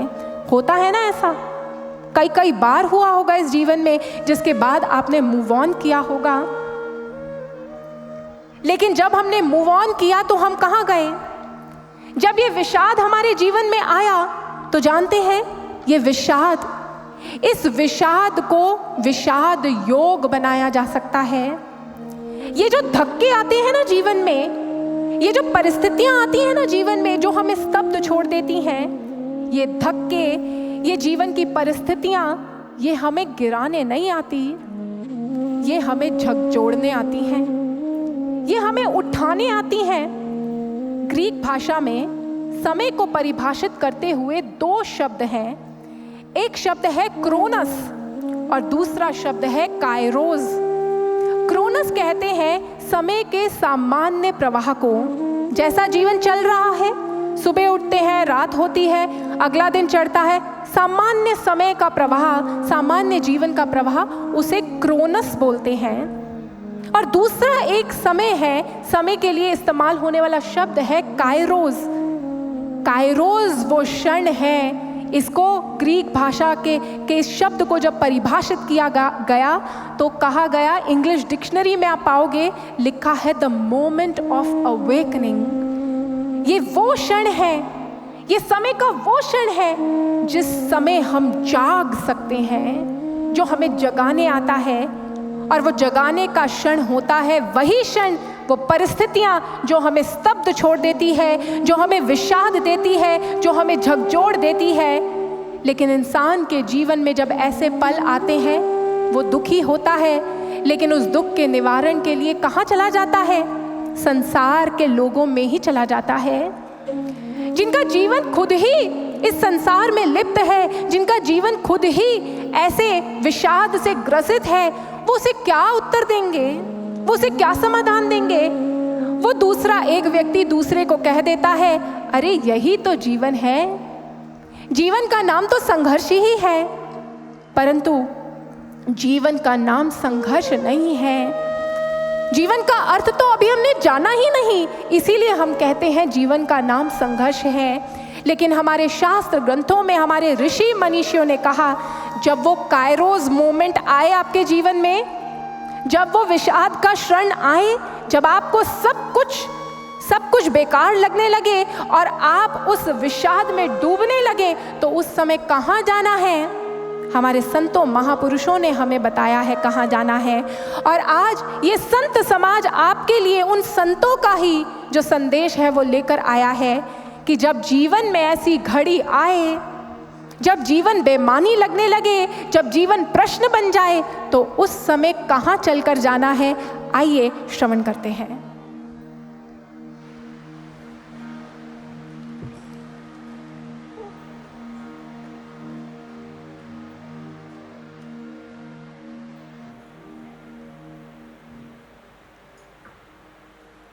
सगपनी निधप गम प गम रि सनी रे मधप गम प गम रि सा नी ध रि सा।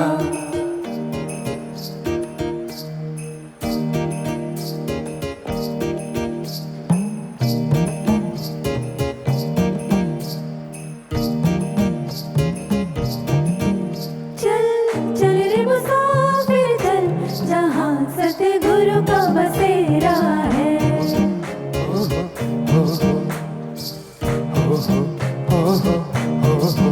चल चल रे मुसाफिर चल, जहाँ सतगुरु का बसेरा है।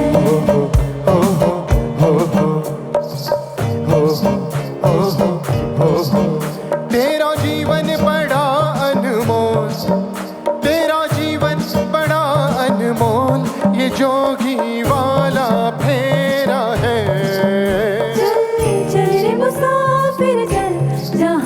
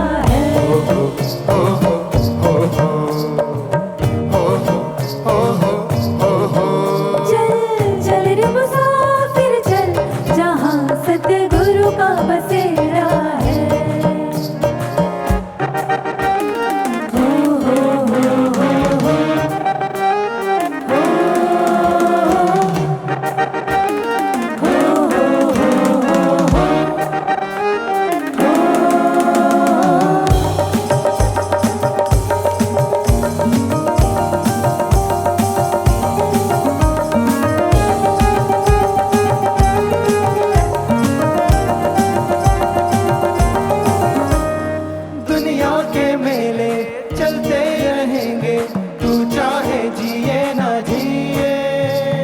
अमृत की वर्षा गुरु कर रहे हैं, पगले तू काहे ना पिए। दुनिया के मेले चलते रहेंगे, तू चाहे जिए ना जिए। अमृत की वर्षा गुरु कर रहे हैं, पगले तू काहे ना पिए। तू सुन ले जोगी के गीत रे, गुरुदाता सर्वस्व के तू कृपण कंगाल। गुरु महिमा जाने नहीं, फंसियो मोह के जाल रे, तू फंसियो मोह के जाल। तू सुन ले जोगी के गीत, तू सुन ले जोगी के गीत, ये जग तेरा ना मेरा है।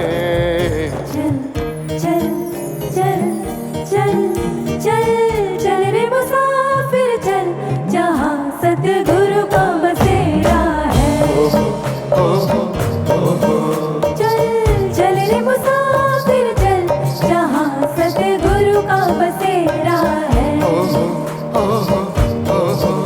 तेरा जीवन बड़ा अनमोल, तेरा जीवन बड़ा अनमोल, ये जोगी वाला फेरा है। चल चल रे मुसाफिर चल, जहाँ सतगुरु का बसेरा है। चल चल रे मुसाफिर चल, जहाँ सतगुरु का बसेरा है। चल चल रे मुसाफिर चल, जहाँ सतगुरु का बसेरा है। चल चल रे चल रे मुसाफिर चल, जहाँ सतगुरु का बसेरा है। सतगुरु का बसेरा है, जहाँ सतगुरु का बसेरा है।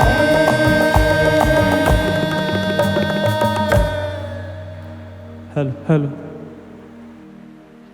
जयकारा शेरां वाली दा बोल सांचे दरबार की, दुर्गा मैया की, भारत माता की, गौ माता की, श्री आशुतोष महाराज की, सच्चे दरबार की। दिव्य ज्योति जागृति संस्थान की ओर से हम सभी प्रभु भक्तों का इस पावन पंडाल में हार्दिक अभिनंदन करते हैं, स्वागत करते हैं।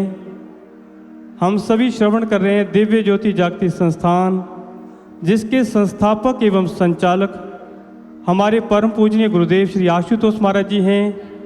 उनकी कृपा पात्र शिष्य कथा व्यास देवी भागवताचार्य कथा व्यास साध्वी विदुषी अदिति भारती जी के मुखारविंद हम महामाई की कथा का रसपान कर रहे हैं। और आज की सभा में अब समय है जो हमारी भारतीय परंपरा है उसका निर्वाह करने का। दीप प्रज्वलन की जो परंपरा है उसका निर्वाह करने के लिए हमारे बीच में अतिथि पधारे हैं। मैं उनसे अनुरोध करूंगा, आग्रह करूंगा कि वो कृपया मंच के पास पधारें और साथ साथ कथा के यजमान हैं, मेरा उनसे अनुरोध है वो कृपया मंच के पास पधारें और इस परंपरा का निर्वाह करवाएं। मेरा अनुरोध है पुजारी श्री भरत गिरी जी महाराज, टपकेश्वर महादेव मंदिर, गढ़ी कैंट, देहरादून, मैं उनका प्रभु के दरबार में, महामाई के दरबार में हार्दिक स्वागत करता हूं। उनसे अनुरोध करूंगा कृपया मंच के पास पधारें। श्री सूर्यकांत जी उपाध्यक्ष हैं उत्तराखंड कांग्रेस के, मैं उनसे भी आग्रह करूंगा वो कृपया मंच के पास पधारें। श्री नरेंद्र जी प्रांत से बौद्धिक प्रमुख हैं उत्तराखंड प्रांत के, उनसे भी मैं अनुरोध करूंगा कृपया मंच के पास पधारें।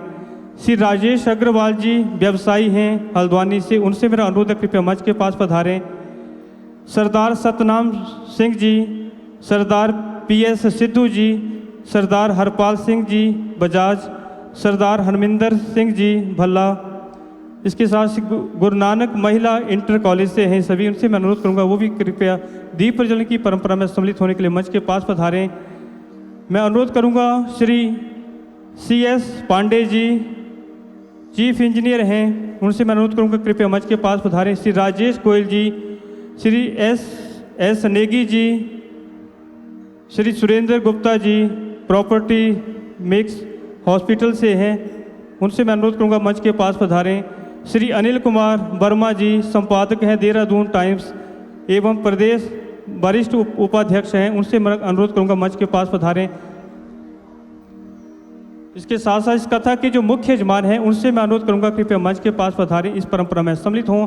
मेरा अनुरोध है श्री नरेश जौली जी से, श्री एडवोकेट महिपाल सिंह धपोला जी, श्री युगल किशोर उनियाल जी, श्री रंजीत सिंह रावत जी, श्री मांगेराम गुप्ता जी, श्री गणेश चंद्र जोशी जी, श्री हरीश रावत जी, श्री आकाश ठाकुर जी, श्री नरेंद्र सिंह रावत जी, श्री अजय डोंडियाल जी, ये कथा के सभी मुख्य यजमान हैं। सभी से मेरा अनुरोध है कृपया वो परंपरा में सम्मिलित होने के लिए मंच के पास पधारें।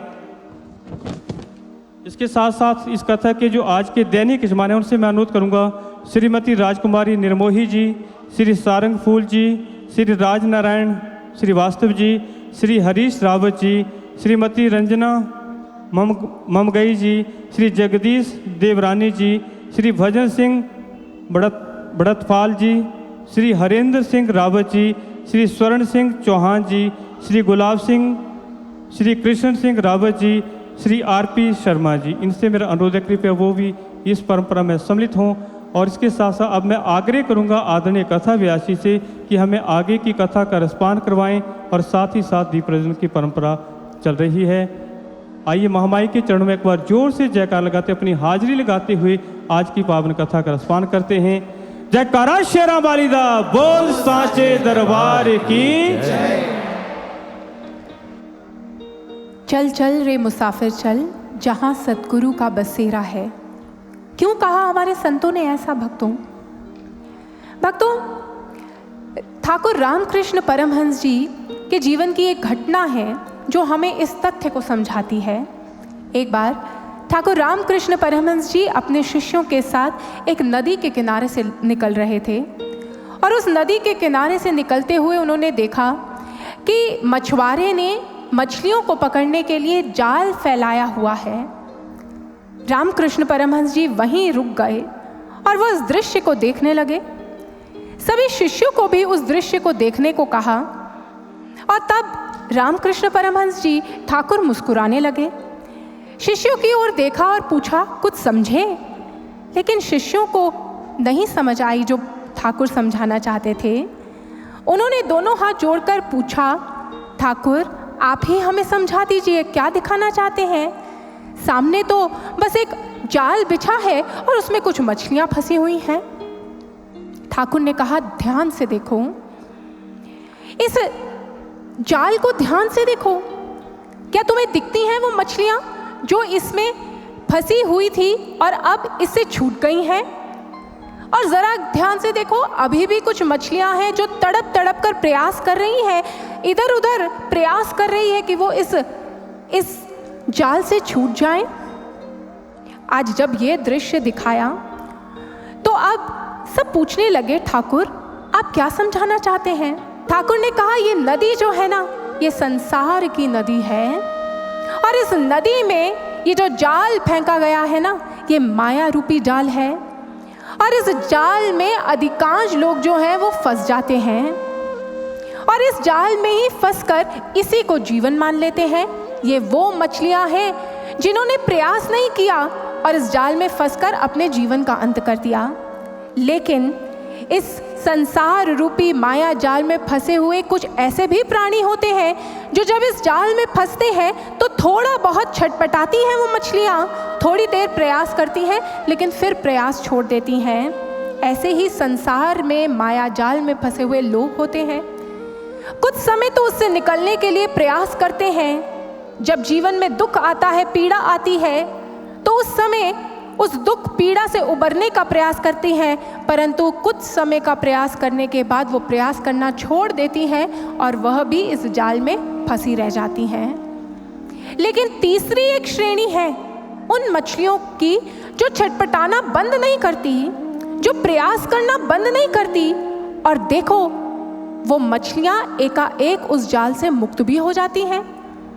अब जब ठाकुर ने ये कहा तो ठाकुर ने कहा ज़रा देखो, इसके अलावा भी इस नदी में कुछ मछलियां हैं जो कभी उस जाल में फंसती ही नहीं हैं। और आज जब शिष्यों ने गौर से देखा तो उन्होंने देखा वही मछलियां जो उस जाल में फंसी ही नहीं थी, उस नदी में थी, वो आती उन छटपटाती मछलियों के पास, मानो उनके कान में कुछ कहती, और वो मछलियां जो छटपटा रही थी, कोशिश कर रही थी, तीसरी श्रेणी की मछलियां, वो भी उस जाल से मुक्त हो जाती।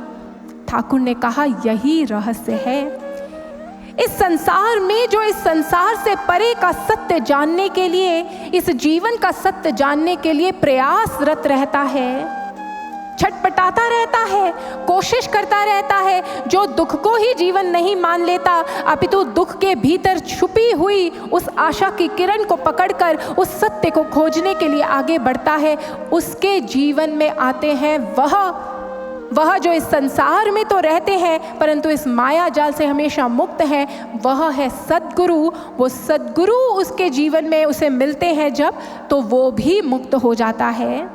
इसलिए जब जीवन में जीवन को लेके ही प्रश्न खड़ा हो जाए तो जाना चाहिए संसार के भीतर नहीं, संसार के रिश्ते नातों के भीतर नहीं, अपितु उन सद्गुरु की शरण में। और भक्तों, हम सौभाग्यशाली हैं, आप सब सौभाग्यशाली हैं, और मुझे कहते हुए गर्व महसूस होता है कि आज जिस सभा में हम बैठे हैं, उस सभा में जिनके सानिध्य में हम बैठे हैं, वह कोई साधारण व्यक्तित्व नहीं, वो समय के पूर्ण सद्गुरु सर्वश्री आशुतोष महाराज जी हैं, जिन्होंने करोड़ों लोगों को जीवन के सत्य से परिचित करवाया है, उन्हें जीवन के आनंद का परिचय करवाया है, और आज हम भी उनके सानिध्य में बैठे हैं।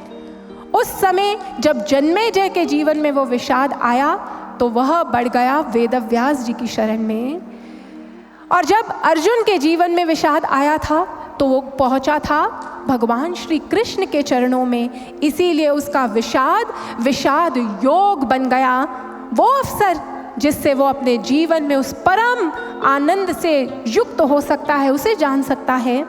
आज जन्मेजय के जीवन में भी यही होने जा रहा है। जन्मेजय वेदव्यास जी के श्री चरणों में पहुंच गए, वेदव्यास जी के श्री चरणों में बैठे हैं, और आज अपने जीवन की सारी व्यथा को उनके समक्ष रख दिया। कहने लगे,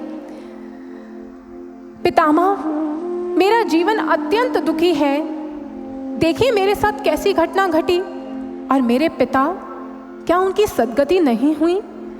आज मेरे मन में असंख्य प्रश्न हैं, अब मेरे इस जीवन का समाधान आप ही करें। वेदव्यास जी देख रहे हैं आज जन्मेजय बहुत व्यथित है। जन्मेजय पूछते हैं, पितामह, क्या यही जीवन है? मेरे साथ कैसे हो गया ये? और क्या इस संसार को बनाने वाला कोई है, या हम यूं ही संसार में विचरण कर रहे हैं? वेदव्यास जी उसके इन प्रश्नों को सुनकर मुस्कुराने लगे। वो मुस्कुरा इसलिए नहीं रहे थे कि उनको उसके इन प्रश्नों पर हंसी आ रही थी, या वो मखौल करना चाहते थे, हंसी उड़ाना चाहते थे। वेदव्यास जी इसलिए हंस रहे थे कि है तो ये व्यथित और संसार में डूबा हुआ, परंतु आज इन क्षणों में ये वो प्रश्न कर रहा है जो इसके जीवन का सबसे महत्वपूर्ण प्रश्न है, जो हर इंसान को करना चाहिए, उसके जीवन का सबसे महत्वपूर्ण प्रश्न है। राजा जन्मेजय की कोई वैज्ञानिक जिज्ञासा नहीं थी, या फिर कोई दार्शनिक जिज्ञासा भी वो नहीं कर रहे थे। उन्होंने तो पीड़ा के गर्भ से जो स्वर फूटा उसे बस रख दिया वेदव्यास जी के समक्ष। क्या ये जीवन है? क्या इस जीवन की बागडोर संभालने वाला, क्या इस संसार को देखने वाला, बनाने वाला कोई है, या ऐसे ही है सब कुछ? कोई है भी जो हमें देख रहा है? आज जैसे ही वेदव्यास जी ने ये प्रश्न सुने, तो अब क्योंकि वो कोई साधारण व्यक्ति नहीं है, पूर्ण तत्ववेता संत है, तो उन्होंने इस अवसर को, उसके जीवन को परिवर्तित करने का अवसर माना, समझा, और आज वेदव्यास जी ने अब जन्मेजय को कहा, जन्मेजय व्यथित मत हो, चलो मैं तुम्हें पराअंबा की गाथा सुनाता हूँ। वह पराअंबा जो इस सृष्टि की जननी है। आज जैसे ही जन्मेजय ने यह सुना, कहने लगा, कौन पराअंबा और ये संसार, इसका क्या रहस्य है? पितामह आप ये मुझे बताएं। आज वेदव्यास जी ने जन्मेजय को अपने पास बिठा लिया और कहने लगे, ध्यान से सुनो, तुमने ये जो प्रश्न किया है ना, ये कोई साधारण प्रश्न नहीं है, ये एक बहुत गहन और गूढ़ प्रश्न है और इसका उत्तर यूं तुम इस विचलित बुद्धि से प्राप्त नहीं कर सकते। इस प्रश्न का उत्तर प्राप्त करना बहुत कठिन है, बहुत एकाग्रता और श्रद्धा चाहिए। इसलिए अब शांत होकर यहाँ पर बैठो और मेरी बात ध्यान से सुनो। जानते हो जन्मेजय, तुमने जो प्रश्न किया है, पूर्व काल में मेरे मन में भी यह प्रश्न आया था कि आखिर इस बृहद संसार का क्या कोई रचयिता है? कौन है इस सृष्टि का आधार और क्या है जीवन का अर्थ? आज जैसे ही मेरे मन में ये प्रश्न आया तो मैंने भी इसका उत्तर प्राप्त करने के लिए बहुत से शास्त्र ग्रंथों को टटोला, परंतु जब कोई उत्तर समझ नहीं आया तो मैं बढ़ चला नारद मुनि जी के चरणों में। मैंने नारद मुनि जी के समक्ष जाकर यही प्रश्न रख दिया। मैंने कहा, नारद मुनि जी, इस संसार का रहस्य क्या है? इस ब्रह्मांड का रहस्य क्या है? क्या इस ब्रह्मांड का कोई आधार है? कौन है इसका अधिष्ठाता? नारद मुनि जी ने मेरी ये बात सुनी और कहने लगे, वेदव्यास जी, आज तो बड़ी गहन जिज्ञासा लेकर के आए हैं। आज जैसे ही यह सुना तो अब नारद मुनि जी ने भी अपना रहस्य खोल दिया। कहने लगे, जानते हैं वेदव्यास जी, आपके मन में ये जो प्रश्न आया है, यही प्रश्न पूर्व काल में मेरे मन में भी आया था और तब मैं गया था पितामह ब्रह्मा जी के शरण में। मैंने पितामह ब्रह्मा जी से जाकर जब ये प्रश्न किया तो जानते हैं उन्होंने मुझे क्या कहा? उन्होंने कहा, आदि काल में मेरा, भगवान विष्णु का और भगवान महादेव का भी यही प्रश्न था कि आखिर इस ब्रह्मांड का रहस्य क्या है? क्या इसका कोई आधार है? भक्तों, यूं हर काल में, हर युग में मानव की एक सनातन जिज्ञासा रही है ये ब्रह्मांड का रहस्य। क्योंकि हम इस संसार को देखते हैं और जरा सा गौर करें किसी एक दृश्य पे भी, तो ये दृश्य मानो हमें कुछ कह रहे हैं। देखिए आकाश में उड़ती हुई इस चिड़िया को, आपने देखा होगा उसे। क्या कभी उसको गौर से देखें तो मन में ये बात अपने आप नहीं उठती, अरे किसने इस चिड़िया को कहाँ जाना है वो मार्ग बताया? ये तो वैज्ञानिकों को भी एस्टॉनिश करता है कि कैसे दूर दराज के इलाकों से वो पंछी उड़कर बिना किसी जीपीएस के, बिना किसी रूट मैप के हर वर्ष अपनी माइग्रेशन को करते हैं, माइग्रेटरी स्थान पर पहुंच जाते हैं। कौन है जो उनका मार्गदर्शन कर रहा है? क्या कभी ये प्रश्न नहीं उठा आपके मन में? अपने शरीर को ही देख लीजिए, कभी गौर करिए, कौन है जो इस शरीर की धमनियों में रक्त का प्रवाह निरंतर संचालित करता है? कौन है जो हमें हमारी श्वासों की एक एक तार में श्वास पर श्वास पिरोता चला जाता है? हमें तो ये भी नहीं पता अभी यहाँ बैठे हैं कितनी बार श्वास ली। कौन है जो उसे संचालित कर रहा है? कौन है जो इंश्योर कर रहा है इस चीज को? अगर गौर करेंगे ना तो बरबस ये प्रश्न करेंगे, क्या है इस संसार का आधार? कभी सोलर सिस्टम को आपने देखा हो तो देखकर क्या प्रश्न नहीं उठता कि कैसे खुले आकाश में बिना किसी आधार के वो ग्रह, नक्षत्र, तारे घूमते चले जा रहे हैं? कौन है जो उन्हें उनके ऑर्बिट में रखता है?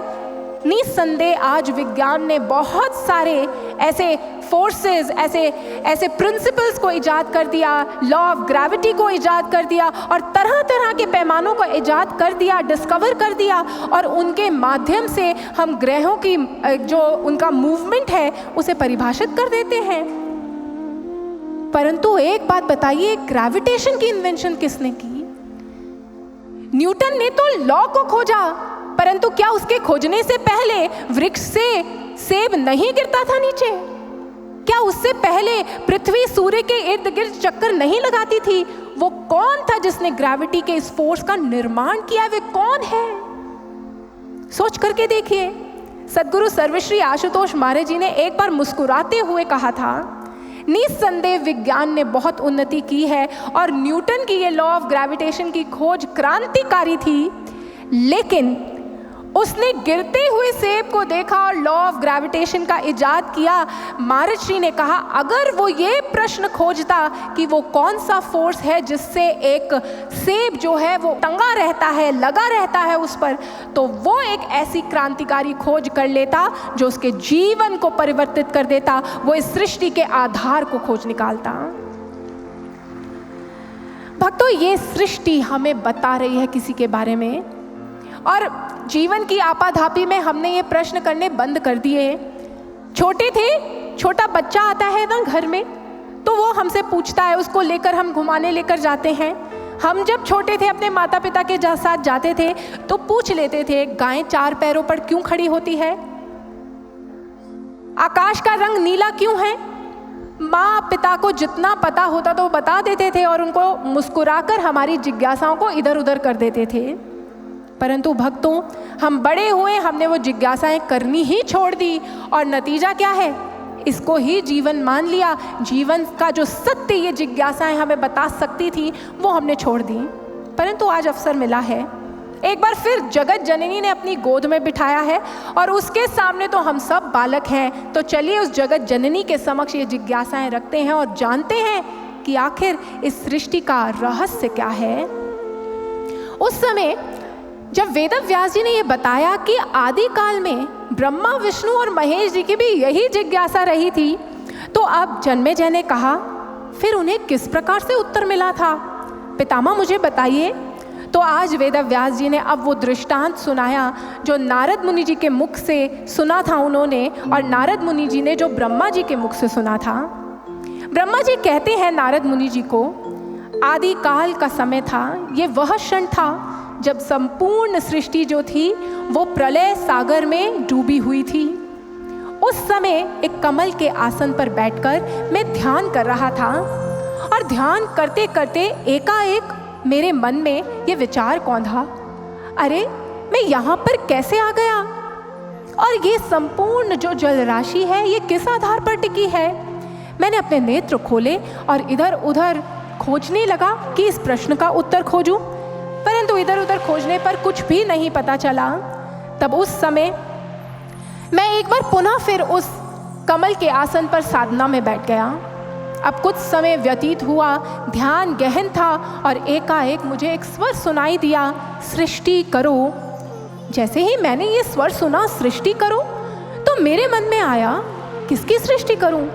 अब तो मैंने अपने नेत्र खोले और निर्णय कर लिया कि अवश्य ही मैं खोजूंगा कि आखिर मैं यहाँ कैसे आया और इस संपूर्ण जलराशि का आधार क्या है, ये कमल कहाँ से उत्पन्न हुआ। आज मैंने निर्णय किया और उस कमल के डंठल के साथ ही नीचे नीचे उतरने लगा। उस कमल के डंठल के साथ नीचे नीचे उतरते हुए मैं एक स्थल पर पहुँचा जहाँ पर पीताम्बरधारी एक दिव्य पुरुष बैठे थे। वो एक शेष नाग की शैया पर शयन कर रहे थे, और जैसे ही उन्होंने मुझे देखा, नेत्र खोले, और आज मैं उनसे कुछ पूछता उससे पहले उन्होंने ही मुझसे प्रश्न कर दिया, हे देव बताइए तो ज़रा, आप कहाँ से आए हैं और इस जलराशि का आधार क्या है। मैंने कहा, मैं भी तो इसी प्रश्न का उत्तर खोज रहा हूँ, मुझे भी इस प्रश्न का उत्तर नहीं पता। अभी हम विचार विमर्श कर ही रहे थे कि वहाँ पर एक और देव पुरुष आ गए। उन्होंने व्याघ्र चर्म को धारण किया हुआ था, हाथ में त्रिशूल था, और उन्होंने भी आज हमारे समक्ष पहुंचते ही ये जिज्ञासा रखी, आप लोग यहाँ पर कहाँ से आए हैं और इस सृष्टि का क्या आधार है। आज हम तीनों के मन में अब ये एक ही जिज्ञासा है, कौन किसका उत्तर दे, कुछ समझ नहीं आ रहा। तभी एकाएक हमारे समक्ष वहाँ पर एक विशाल प्रकाश पुंज प्रकट हो गया। हम तीनों उस प्रकाश पुंज को एकटक देखने लगे, और उस प्रकाश पुंज की दिव्यता को देखकर हमारे हाथ अपने आप जुड़ गए, और देखते ही देखते उस प्रकाश पुंज में से एक दिव्य रूप धारिणी देवी प्रकट हुई। उनके चेहरे पर स्मित हास्य था, और उन्होंने दिव्य आभूषणों अलंकारों को धारण किया हुआ था, और वो आज मुस्कुराते हुए बोली, ब्रह्मा, विष्णु, महेश, चलो अब सृष्टि का निर्माण करो, उसका पालन करो और उसका संहार करो। आज जैसे ही हमने ये सुना, एक दूसरे की ओर देखने लगे, हाथ जोड़कर उन माँ की ओर देखने लगे। सृष्टि? कौन सी सृष्टि? और हम निर्माण करेंगे, कैसे करेंगे? आज असंख्य प्रश्नों ने हमें घेर लिया और तब माँ ने मुस्कुराते हुए कहा, ब्रह्मा विष्णु महेश, आपके समस्त प्रश्नों के उत्तर देने के लिए ही मैं यहाँ आई हूँ। चलो मैं आज आपको एक विलक्षण यात्रा पर लेकर चलती हूँ। आज उन दिव्य रूप धारिणी देवी ने वहाँ पर एक विमान को बुलाया। वो विमान वहाँ पर आया और आज जैसे ही उस विमान को हमने देखा तो माँ ने आदेश दिया कि इस विमान पर आरूढ़ हो जाओ। वो अत्यंत विलक्षण विमान था, बहुत ही सुंदर।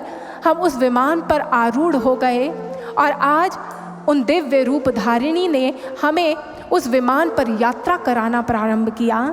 माँ ने उस विमान को आज्ञा दी और विमान द्रुत गति से बढ़ने लगा। और आज जब वो विमान उड़ा तो जानते हो, उस समय हमने अलग अलग दृश्यों को इस सृष्टि में देखा।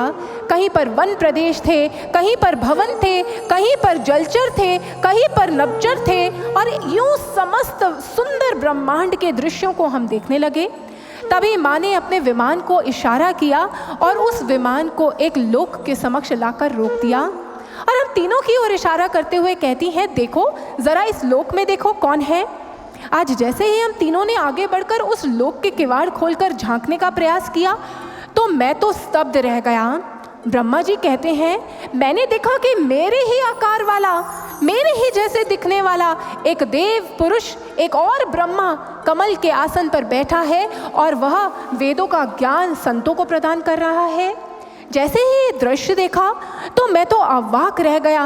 हम एक दूसरे की ओर देखने लगे और यूं एक दूसरे को प्रश्नवाचक दृष्टि से देख रहे हैं कि अगर हम यहाँ हैं, अगर मैं यहाँ हूँ तो वहाँ कौन से ब्रह्मा जी हैं।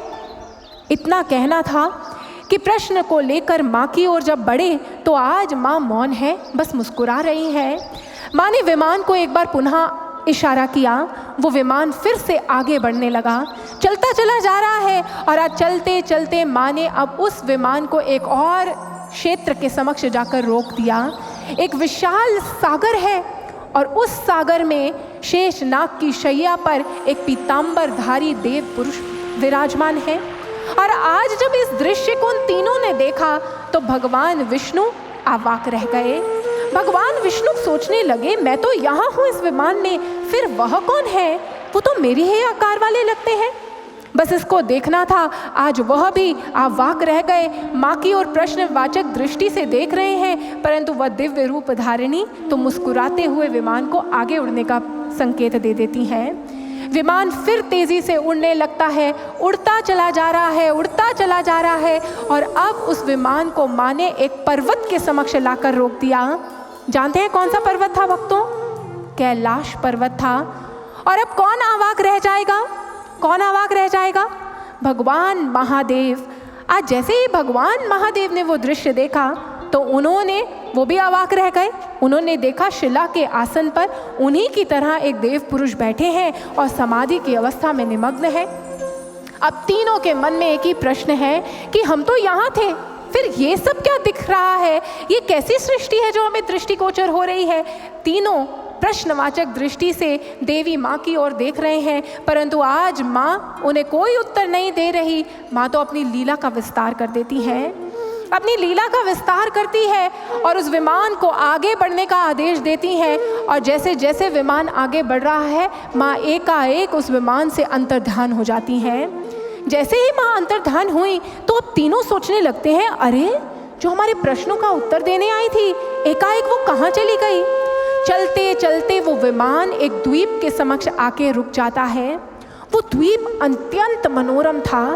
उस द्वीप को देखकर आज वह तीनों उस द्वीप पर अब उस विमान से उतरते हैं और इधर उधर खोजने लगते हैं उन दिव्य रूप धारिणी को।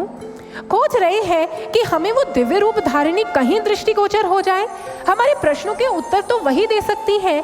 और खोजते खोजते एकाएक भगवान विष्णु एक दृश्य को देखते हैं। वो दूर एक दृश्य को देख रहे हैं, एक मणियों के समान टिमटिमाता हुआ दृश्य है। और उस दृश्य का वर्णन वेदव्यास जी कैसे करते हैं, क्या देखा आज उन्होंने, आइए हम श्रवण करते हैं वेदव्यास जी के शब्दों में ही।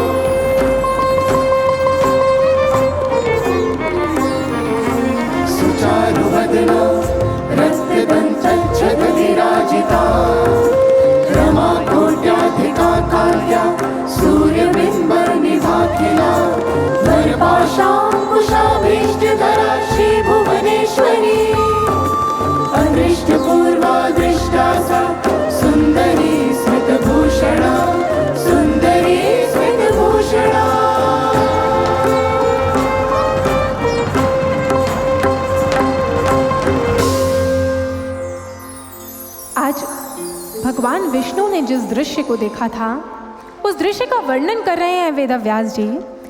वेदव्यास जी लिखते हैं कि भगवान विष्णु ने उस द्वीप पर एक विशाल पलंग को देखा। उस पलंग पे असंख्य रत्न जड़ित थे और जैसे जैसे उस दृश्य को गौर से देखने का प्रयास करते हैं, वह वहाँ पर एक दिव्य रूप धारिणी देवी को देखते हैं। उन्होंने जैसे ही इस दृश्य को देखा, एकाएक पुकारा ब्रह्मदेव को और महादेव को और कहने लगे, अवश्य ही वहाँ वो स्थल है जहाँ पर हमें उन दिव्य रूप धारिणी का दर्शन होगा। और जानते हो ब्रह्मा जी, मुझे एकाएक इस दृश्य को देखकर आभास हुआ है कि वह जो हमें उस विमान की यात्रा पर लेकर जाने आई थी, वो कोई और नहीं, वो हम सब की माता है। वो इस जगत की जननी है। वह माता जो प्रलय काल में जब सब कुछ सिमट जाता है, तब वह बेल पत्र पे शिशु रूप में मैं जब स्थित होता हूँ तो मुझे चंवर डुलाती है, मेरा संरक्षण करती है। वही है जिनके भीतर से ये संपूर्ण ब्रह्मांड उदित होता है। अवश्य ही वह हमें अपना रहस्य बताने आई थी। चलिए उस स्थल की ओर चलते हैं। आज वह तीनों तेजी से बढ़ते चले जा रहे हैं उस स्थल की ओर। और जैसे ही उस स्थल के करीब पहुँचे तो एकाएक आज उन्होंने वहां पर एक दिव्य रूप धारिणी देवी को देखा। आज मां अपने संपूर्ण श्री विग्रह के साथ उस सुंदर पलंग पर आसीन थी। उनके आसपास असंख्य दासियां थी, असंख्य देवियां थी। और आज जब ब्रह्मा विष्णु महेश जी ने उस क्षेत्र में प्रवेश किया, अब तीनों बढ़ चलते हैं महादेवी के समक्ष। माँ के उस दिव्य स्वरूप को देखकर आनंदित हो रहे हैं। सारे प्रश्न एक और हो गए हैं और हृदय में बस एक ही भाव है कि बस हमें अवसर दे माँ, एक बार स्वीकृति दे और हम इनके चरणों का स्पर्श कर लें।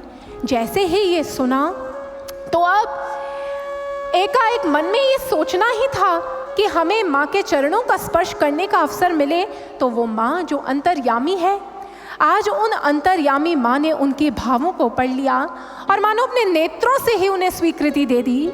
आज जैसे ही नेत्रों से उन्होंने उस स्वीकृति को प्राप्त किया तो ब्रह्मा विष्णु और महेश द्रुत गति से आगे बढ़े और आज जैसे ही माँ के चरणों में प्रणाम करने लगे तो आज माँ ने वहाँ पर एक दिव्य लीला की। वो चरण नख आज एक दर्पण के मानंद हो गया। आज उस चरण नख में संपूर्ण ब्रह्मांड के दर्शन ब्रह्मा विष्णु महेश करने लगे। वह उस चरण नख में इस समूचे ब्रह्मांड को देख रहे हैं। जलचर, नभचर, थलचर, ये सभी उनको दृष्टिगोचर हो रहे हैं।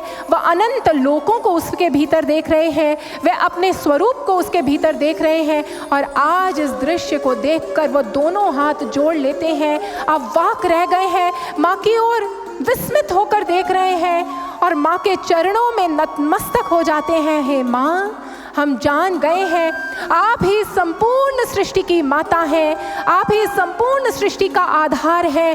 शक्ति, क्रीड़ा, जगत सर्वम, आप ही संपूर्ण सृष्टि का आधार है, आप ही कण कण में वास करने वाली है। आज माँ ने दिव्य ब्रह्मांड का रहस्य उनके समक्ष उद्घाटित कर दिया। वही रहस्य जो उद्घाटित किया था हर युग में माँ ने अपने हर रूप में। जानते हैं भक्तों, एक बार की बात है द्वापर युग की, जब दाऊ भैया के साथ नन्हे से कान्हा यमुना के तीरे खेलने गए, खेल रहे हैं। और आज कान्हा ने क्या किया? कान्हा ने इधर देखा उधर देखा, एकाएक हाथ से एक मिट्टी का लड्डू बनाया और गप करके उसको खा गए। एक लड्डू खाया, थोड़ी देर उसका स्वाद लिया, फिर उसके बाद एक और लड्डू खाया। और इधर दाऊ भैया दूर से खड़े होकर देख रहे हैं कि कान्हा तो एक एक करके मिट्टी के लड्डू बना बना के खाता जा रहा है। अब दाऊ भैया पहुंच गए कान्हा के पास, कहने लगे, कान्हा तूने मिट्टी खाई, तू मिट्टी के लड्डू बना बना कर खाए जा रहा है, मैं मैया को बताऊंगा। आज कान्हे ने कहा, मैंने कोई लड्डू नहीं खाया, मैंने कोई मिट्टी नहीं खाई। अच्छा, तूने मिट्टी नहीं खाई? मैंने खुद देखा है, तूने मिट्टी खाई है, झूठ बोल रहा है। नहीं नहीं, मैंने कोई मिट्टी नहीं खाई। कान्हा फिर कहने लगे, नहीं दाऊ, मैंने कोई मिट्टी नहीं खाई। अब दाऊ ने कहा, ऐसे नहीं मानेगा तू, मैं यशोदा मैया को बताता हूँ, वही तुझे आकर छड़ी से पिटाई करेगी तेरी। अब यह सुनना था तो कान्हा ने भी आज क्या किया? अब अपने पूरे ऐंठ में उन्होंने एक और मिट्टी का लड्डू बनाया और गप करके मुंह में डाल गए और कहने लगे, जाओ बता दो मैया को। दाऊ ने भी कहा, अच्छा बच्चू। और दाऊ द्रुत गति से दौड़ते हुए गए और आज कहने लगे, यशोदा माँ सुनो, मैया सुनो, देखो तुम्हारा कान्हा मिट्टी खा रहा है। आज जैसे ही ये सुना तो माँ भी अब अपनी छड़ी को पकड़कर बढ़ चली, क्योंकि कई बार समझाया था। चलती चली जा रही है और आज कान्हा जो है वहाँ पर अपनी मैया का इंतज़ार कर रहे हैं। आज जैसे ही मैया ने कान्हा को देखा, कान्हा को एक हाथ से पकड़ा, उसकी एक बाजू को पकड़ा और कहने लगी, कान्हा तूने मिट्टी खाई है। आज कान्हा के मुख में तो मिट्टी है और मुख बंद करके कह रहे हैं, माँ ने कहा, मुख खोल और मुझे दिखा। कान्हा ने कहा, फिर से माँ ने कहा, अच्छा ऐसे नहीं मानेगा, ले ये छड़ी से अब तेरी पिटाई करूँगी। और आज जैसे ही माँ ने उन्हें मारने के लिए छड़ी उठाई तो कान्हा ने अपना मुख खोला, परंतु उस मुख में मिट्टी कहाँ दिखनी थी। आज अपने मुख में संपूर्ण ब्रह्मांड के दर्शन करवा दिए अपनी माँ को। संपूर्ण ब्रह्मांड उनके मुख में दिख रहा है। यही घटना घटी थी त्रेता में भी। एक दिन कौशल्या माँ अपने पुत्र श्री राम को दुग्ध पान करवाने के लिए उनके कक्ष में जा रही थी। उन्होंने देखा, कक्ष के किवाड़ खोले और देखा कि प्रभु श्री राम तो शयन कर रहे हैं। सोचा कुछ देर बाद आऊँगी। वापस बढ़ चली और पूजा गृह से जैसे ही निकलने लगी तो देखा प्रभु श्री राम वहाँ पर बैठे हैं पूजा गृह में। अपनी आंखों को मला और फिर से द्रुत गति से कक्ष में गई। कक्ष में जाकर देखा तो राम तो वहाँ सो रहे थे। फिर से दौड़ती हुई आई और पूजा गृह में देखा तो राम तो वहाँ पूजा गृह में बैठे थे। अब तीसरी बार कक्ष की ओर दौड़ी। कक्ष में जाकर देखा तो राम तो वहाँ शयन कर रहे थे। अब माँ कौशल्या जो थी वो तो सकपका गई, वो तो असमंजस में पड़ गई। और यूं वापस लौटते हुए आज उन्होंने जब पूजा गृह की ओर देखा तो वहाँ पर प्रभु श्री राम खड़े थे। उनके एक एक रोम से प्रकाश प्रस्फुटित हो रहा था और उस प्रकाश में आज वह अनंत ब्रह्मांडों के दर्शन करवा रहे थे अपनी मैया, अपनी माँ कौशल्या को। भक्तों, यही दृश्य, इसी ब्रह्मांड के रहस्य को महासमर भूमि में अर्जुन को भी दृश्य दिखाया था भगवान श्री कृष्ण ने। द्वापर युग में महासमर भूमि सजी थी, सभी युद्ध के लिए खड़े थे और गीता का 11वां अध्याय बताता है कि भगवान श्री कृष्ण ने अपना विराट स्वरूप अर्जुन को दिखा दिया। श्रीमद् देवी भागवत महापुराण में भी आता है कि एक बार जब देवों ने माँ को पुकारा था तो देवों के समक्ष माँ ने अपना विश्व रूप प्रकट कर दिया। भक्तों, यूं हर युग में जब जब वो शक्ति आई उसने अपना ये दिव्य रूप प्रकट किया और अपनी इस लीला से क्या बताया? अपनी इस लीला से यह बताया कि ये समूचा ब्रह्मांड, ये सृष्टि जो हमें दृष्टिगोचर होती है, ये मेरी कृति है। अर्धश्लोकी देवी भागवत में ही माँ ने उद्घाटित कर दिया, सर्व खलिद्वे वाहं नान्या दासती सनातनम। मैं ही संपूर्ण सृष्टि में, ये सृष्टि जो परिवर्तनशील है, जिसका एक एक दृश्य बदल रहा है, इसमें जो सनातन चिरस्थायी सत्ता है वो मैं हूँ। मैं ही सृष्टि का आधार हूँ, मैं ही नदियाँ की कल कल कर बहती धार में हूँ, मैं ही वर्षा की पहली फुहार में हूँ, मैं ही इस श्वासों की अक्षय तार में हूँ, मैं ही समूचे ब्रह्मांड में विस्तृत हूँ, मैं ही समूचे ब्रह्मांड का आधार हूँ, मुझसे ही ये ब्रह्मांड प्रकट हुआ है, मुझ में ही ये समाहित है, मैं ही ये ब्रह्मांड हूँ। एक बार स्वामी विवेकानंद जी से किसी ने पूछा कि इस क्रिएशन के बारे में आपका क्या कहना है, तो उन्होंने कहा ये वर्ड, ये शब्द जो आप कहते हैं ना क्रिएशन, ये क्रिएशन इस सृष्टि के लिए गलत शब्द का प्रयोग है। ये क्रिएशन नहीं है, ये प्रोजेक्शन है। हमारे उपनिषदों में इस बात को समझाया गया, जैसे मकड़ी अपने भीतर से ही एक जाला निकालती है और एक जाला बुनती है और जब उसका कार्य पूर्ण हो जाता है तो उस जाले को अपने भीतर ही समेट लेती है। इस उपमा को देते हुए हमारे ऋषि मनीषियों ने कहा, ऐसे ही वो जगत जननी है, वो स्वयं अपने भीतर से इस सृष्टि को प्रकट करती है, प्रोजेक्ट करती है और जब प्रलय काल आता है तो इसे अपने भीतर ही समेट लेती है। ये समूचा ब्रह्मांड, इसकी विस्तृत विविधता को हम इन नेत्रों से देखते हैं, परंतु जो इसका सार सत्य है वह है भगवती, उसे हम देख नहीं पाते।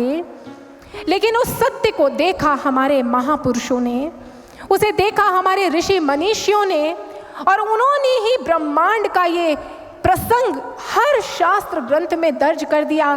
क्यों? ताकि जब मानव के भीतर इस संसार को जानने की जिज्ञासा उठे तो वो बढ़े इन ग्रंथों की ओर और समझे कि इस संसार का रहस्य क्या है, उस संसार के रहस्य को जानने का संकेत उसे प्राप्त हो। उन्होंने देवी सूक्त का निर्माण किया जिसे हम गाते हैं, या देवी सर्वभूतेषु शक्ति रूपेण संस्थिता नमस्तस्यै नमस्तस्यै नमस्तस्यै नमो नमः। उन्होंने इस देवी सूक्त में माँ को शक्ति, मातृ, धृति, क्षुधा, क्या क्या नहीं कहा, हर एक चीज में उसी की शक्ति का स्पंदन है, इस बात को हमारे समक्ष अभिव्यक्त किया और इसके अंतिम श्लोक में लिख दिया कि कैसे वह शक्ति कण कण में वास करती है। वो शक्ति कण कण में कैसे वास करती है? वो इस संपूर्ण जगत में चेतना रूप में विस्तृत है, चेतना का स्पंदन है। ये संपूर्ण सृष्टि, ये जगत, इसमें रहने वाले जीव सब जड़ होते, इनको जीवंत करने वाली जो सत्ता है वो है शक्ति। ये देह भी तब तक कार्य करता है जब तक उसके भीतर वो शक्ति, वो आत्मा, वो विराट आत्मा, वो इस सृष्टि की विराट आत्मा, सूत्र आत्मा, जब तक वो इसके भीतर स्थित है तब तक ही ये देह स्पंदन कर रहा है। और जब हमारे ऋषि मनीषियों ने इस रहस्य को जाना तो वो बरबस ही कह उठे कि तू ही तू माँ, तू ही तू, कण कण में है तू ही तू। आइए भक्तों, उन ऋषि मनीषियों ने इस सृष्टि में, जिस सृष्टि में कभी हमें दृश्यों को देखकर दुख होता है, कभी इस सृष्टि के दृश्यों को देखकर हम प्रफुल्लित हो जाते हैं, कभी इस संसार में उलझकर हम अपने जीवन को जाया करते हैं, कभी इस संसार के दृश्यों में हम मोहग्रसित होते हैं। जब उन्होंने इस संसार को देखा तो उन्होंने उस भगवती की महिमा को रखते हुए क्या कहा, आइए हम सब श्रवण करते हैं। राम कृष्ण तू ही,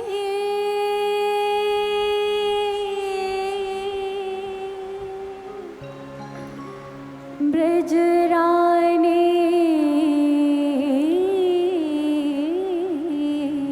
राधा तू पांचा कल्पद्रुम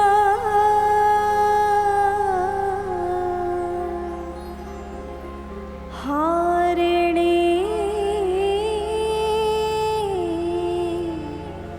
सब बाधा निज स्वभाव बस ओ जननी दया दृष्टि कीजे करुणा कर करुणा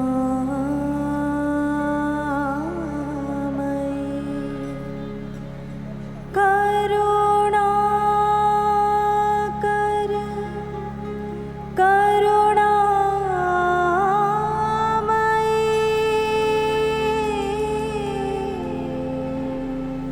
चरण शरण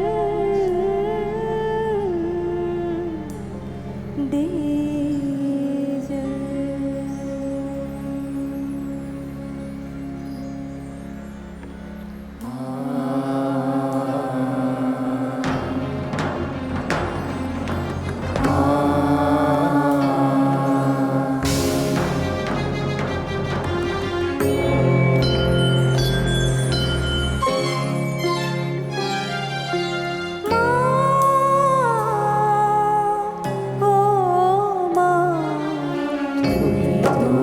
तू ही तू कण कण में है तू ही तू माँ तू ही तू कण कण में है तू ही तू माँ तू ही तू कण कण में है तू ही तू माँ तू ही तू कण कण में है तू ही तू धरती के इस मंडल में सूरज में और चंद्र में गुरुद्वारे और मंदिर में तू ही तू माँ तू ही तू माँ तू ही तू कण कण में है तू ही तू माँ तू ही तू कण कण में है तू ही तू धरती के इस मंडल में सूरज में और चंद्र में गुरुद्वारे और मंदिर में तू ही तू माँ तू ही तू माँ तू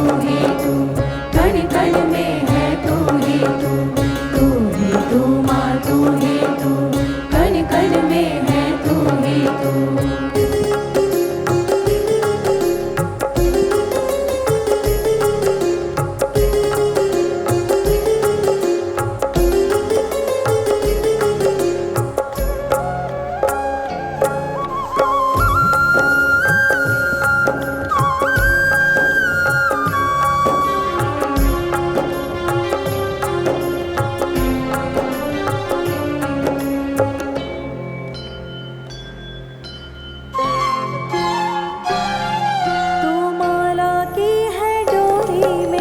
पूजा की सामग्री में पूजा की सामग्री में तू पूजा की सामग्री में तेरे नाम की महिमा है मैया जी नगरी नगरी में मैया जी नगरी नगरी में मैया जी नगरी नगरी में ठंडी मस्त हवा में चारों ही दिशा में फूलों और फिजाओं में तू ही तू माँ तू ही तू माँ तू ही तू कण कण में है तू ही तू माँ तू ही तू कण कण में है तू ही तू श्री राम तू ही श्री कृष्ण तू ही दुर्गा काली श्री राधा तू श्री राम तू ही श्री कृष्ण तू ही दुर्गा काली श्री राधा तू ब्रह्मा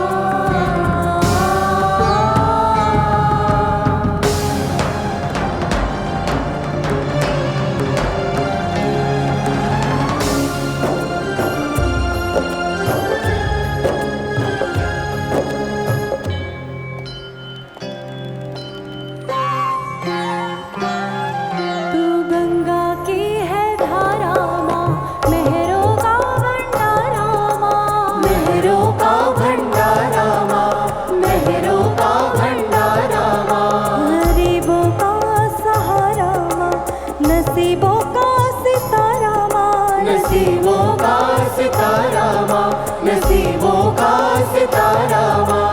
सूरज में सवेरे में, रातों के अंधेरे में, भक्त जनों के डेरे में, तू ही तू माँ, तू ही तू, तू ही तू माँ, तू ही तू, कण कण में है तू ही तू, तू ही तू माँ, तू ही तू, कण कण में है तू ही तू। धरती के इस मंडल में, सूरज में और चंद्र में, गुरुद्वारे और मंदिर में, तू ही तू माँ, तू ही तू, तू ही तू माँ, तू ही तू, कण कण में है तू ही तू, तू ही तू माँ, तू ही तू, कण कण में है तू ही तू, तू ही तू माँ, तू ही तू, कण कण में है तू ही तू, तू ही तू माँ, तू ही तू, कण कण में है तू ही तू। तू ही तू माँ, तू ही तू, कण कण में है तू ही तू, तू ही तू माँ, तू ही तू, कण कण में है तू ही तू। तू ही तू माँ, तू ही तू, कण कण में है तू ही तू, तू ही तू माँ, तू ही तू, आइए सभी मिलकर कण कण में है तू ही तू। तू ही तू माँ, तू ही तू, कण कण में है तू ही तू, तू ही तू माँ, तू सभी ही मिलकर तू, कण कण में है तू ही तू।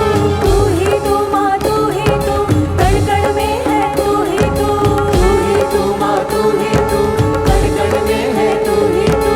तू ही तू माँ, तू ही तू, कण कण में है तू ही तू, तू ही तू माँ, तू ही तू, कण कण में है तू ही तू, तू ही तू माँ, तू ही तू, कण कण में है तू ही तू। तू ही तू माँ, तू ही तू, कण कण में है तू ही तू। तू ही तू माँ, तू ही तू, कण कण में है तू ही तू। तू ही तू माँ, तू ही तू, कण कण में है तू ही तू। तू ही तू माँ, तू ही तू, कण कण में है तू ही तू। तू ही तू माँ, तू ही तू, कण कण में है तू ही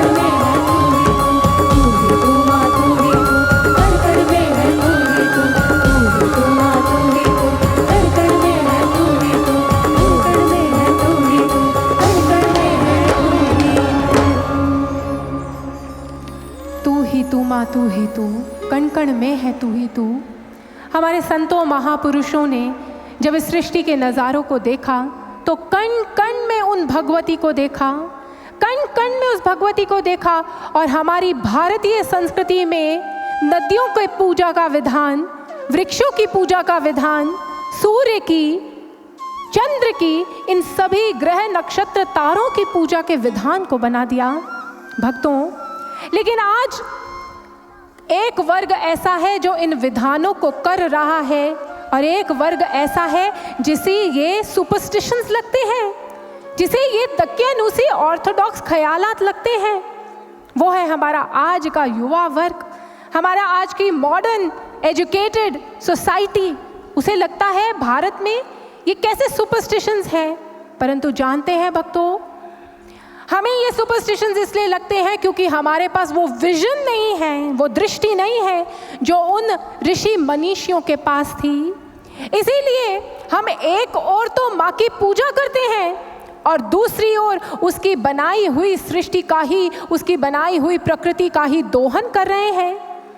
हम एक और तो कहते हैं कण कण में भगवान है, बस यही है, कण कण में है भगवान। परंतु कभी सोच कर नहीं देखा कि अगर कण कण में भगवान है तो फिर हमारे कार्य इतने निकृष्ट क्यों हैं? क्यों ईर्ष्या द्वेष में पड़कर एक दूसरे की जानें ले लेता है इंसान? क्यों इस प्रकृति का दोहन कर रहा है? किसी ने खूब कहा है कण कण में भगवान है, बहुत सुना है, बहुत पढ़ा है, कण कण में भगवान है, फिर भी हूँ अचंभित, कहने वाला ही इस बात से कितना अनजान है। ईर्ष्या द्वेष दंभ में पढ़कर लेते अपनों की जान है, बहुत सुना है, बहुत पढ़ा है, कण कण में भगवान है। मंदिर मंदिर जाकर जिसका करता गुणगान है, उसी की बनाई प्रकृति का दोहन कर खुद को कहता भक्त महान है, बहुत पढ़ा है, बहुत सुना है, कण कण में भगवान है। बोल रहे हैं सिर्फ, देखा नहीं है। इसलिए ना तो उनके बनाए हुए विधानों की हमें कोई रिस्पेक्ट है। जिन्हें सुपरस्टिशन लगता है उन्हें हम ये बताना चाहेंगे कि ये हमारे उन प्राचीन काल के सुपर साइंटिस्ट, वो साधारण व्यक्ति नहीं थे, वो सुपर साइंटिस्ट थे। उन सुपर साइंटिस्ट ने जब नदियों की पूजा, वृक्षों की पूजा, पहाड़ों की पूजा करने का विधान बनाया था, तो इसके पीछे उनकी साइको साइंटिफिक अप्रोच थी। उन्होंने ये विधान इसलिए बनाया था कि जिसकी इंसान पूजा करेगा उसका संरक्षण भी करेगा। आज संरक्षण दिव्य ज्योति जागृति संस्थान के पर्यावरण संरक्षण प्रकल्प के अंतर्गत ये कथा सुन रहे हैं, तो ये बात जरूर कहना चाहूंगी कि माता की पूजा करना, उनकी भक्ति करना केवल उनकी मूर्ति के समक्ष खड़े होकर पूजा की थाल घुमाना नहीं है भक्तों। वो भगवती जो है उसने अपने आप को इस प्रकृति के रूप में हमारे समक्ष बिखेर लिया ताकि हमारा जीवन संपन्न हो, ताकि हम उन्नति को प्राप्त करें। परंतु हमने क्या किया? उसका दोहन कर रहे हैं, उसका दोहन कर रहे हैं। और ये इसलिए है क्योंकि हमने उस भगवती को सिर्फ माना है, जाना नहीं है। हमने उस भगवती के बारे में सिर्फ जानकारी एकत्रित की है। हमने शास्त्र ग्रंथों को पढ़कर जो कुछ समझा बस उतना ही हमारी सीमित जानकारी है। हम उस भगवती को, हमने उस जानकारी को लिया, उसे मानने लगे, लेकिन उसे जाना नहीं। और जानकारी में और ज्ञान में क्या अंतर होता है?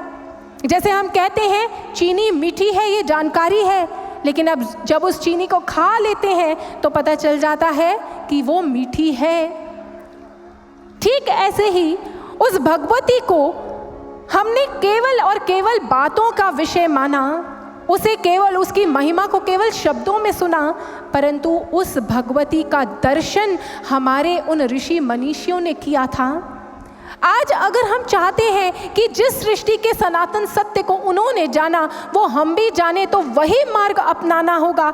जिस मार्ग के ऊपर, जिस पंथ के ऊपर, जिस मार्ग पे हमारे ऋषि मनीषी गए, जिस मार्ग से उन्होंने जाना, हमें भी वैसे ही जानना होगा। और वो कैसे जानेंगे, वो कैसे देखा उन्होंने, इस रहस्य को भी आज हम ज़रूर जानकर यहाँ से जाएंगे।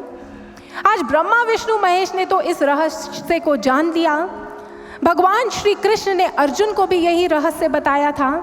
जब ब्रह्मा विष्णु महेश ने इस रहस्य को जाना तो आज वह समझ गए कि इस सृष्टि की आधारभूता माँ है। और उस समय ब्रह्मा जी ने माँ के चरणों में प्रणाम करते हुए एक और जिज्ञासा रख दी। उन्होंने क्या जिज्ञासा रखी? उन्होंने माँ से पूछा, माँ ये तो बात समझ आ गई कि आप इस सृष्टि की नियंता हैं, आप इस सृष्टि के कण कण में विराजमान हैं, विस्तृत हैं, परंतु मेरा एक प्रश्न है, जो आप कण कण वासिनी हैं, अगर आप इस सृष्टि की नियंता हैं तो फिर वो ब्रह्म कौन है? वो ब्रह्म कौन है और उनके साथ आपका नाता क्या है?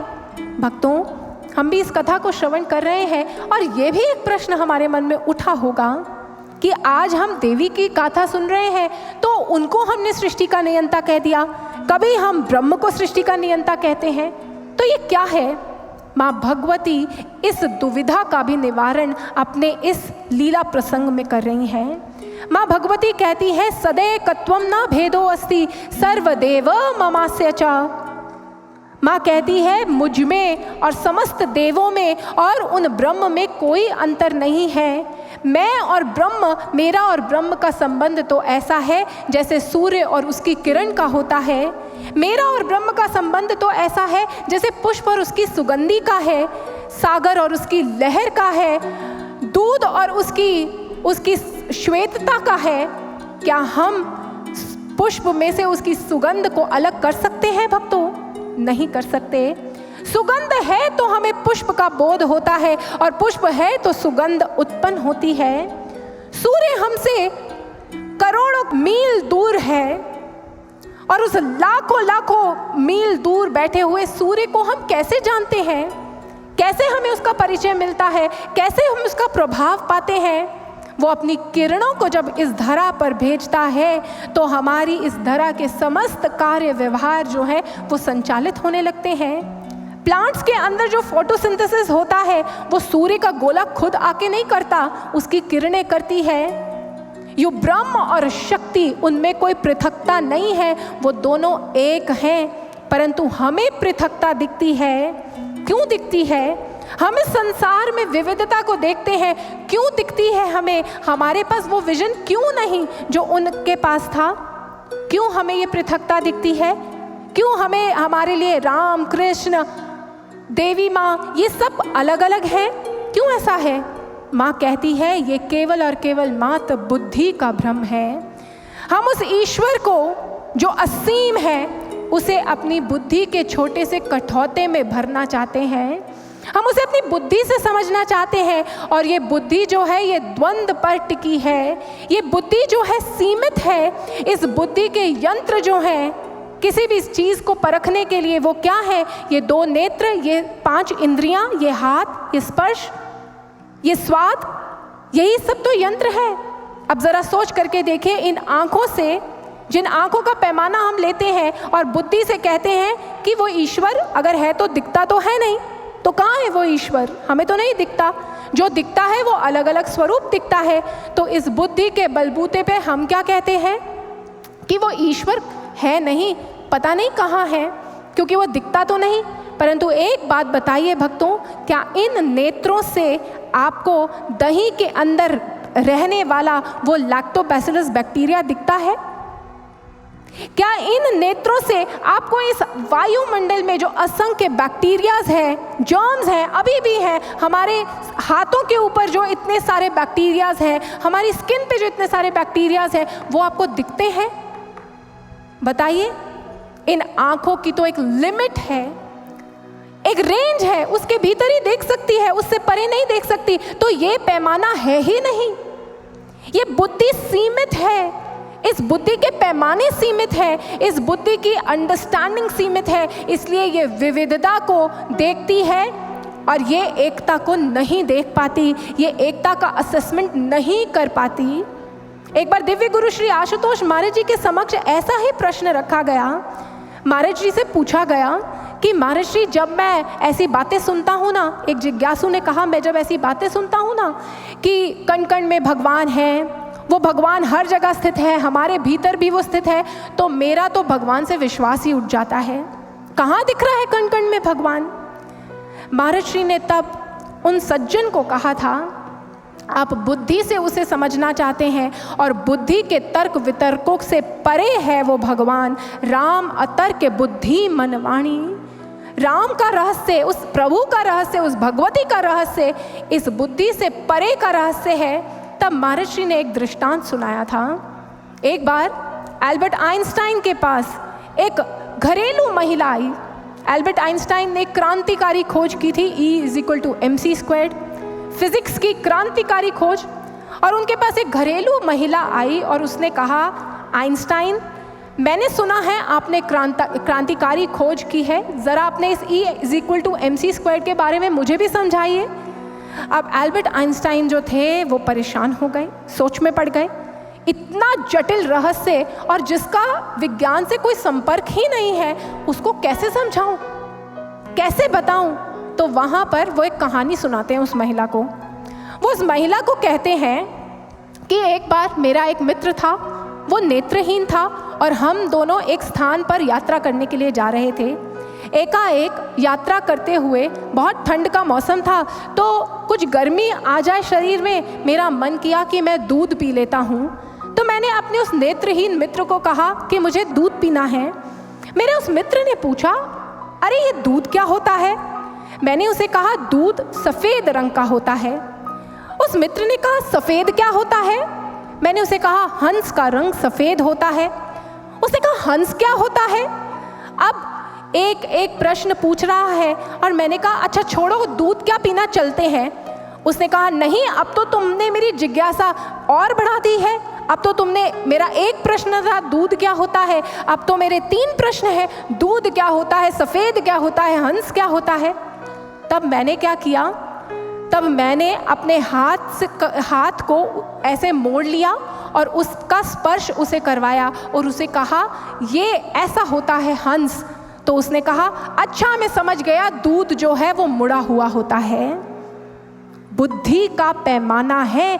बुद्धि से जब समझने जाएंगे तो ईश्वर की भी ऐसी अंडरस्टैंडिंग होगी। दिव्य गुरु श्री आशुतोष महाराज जी ने बताया कि उस ईश्वर को बुद्धि से नहीं समझा जाता। जब भी बुद्धि से समझने जाएंगे ना तो पृथकता दिखेगी। और ऐसा ही बुद्धि भ्रम था एक बार ऋषि भृंगी को। ऋषि भृंगी जो भगवान महादेव के अनन्य उपासक थे, वो अनन्य उपासक एक दिन भगवान शिव ने सभा बुलाई।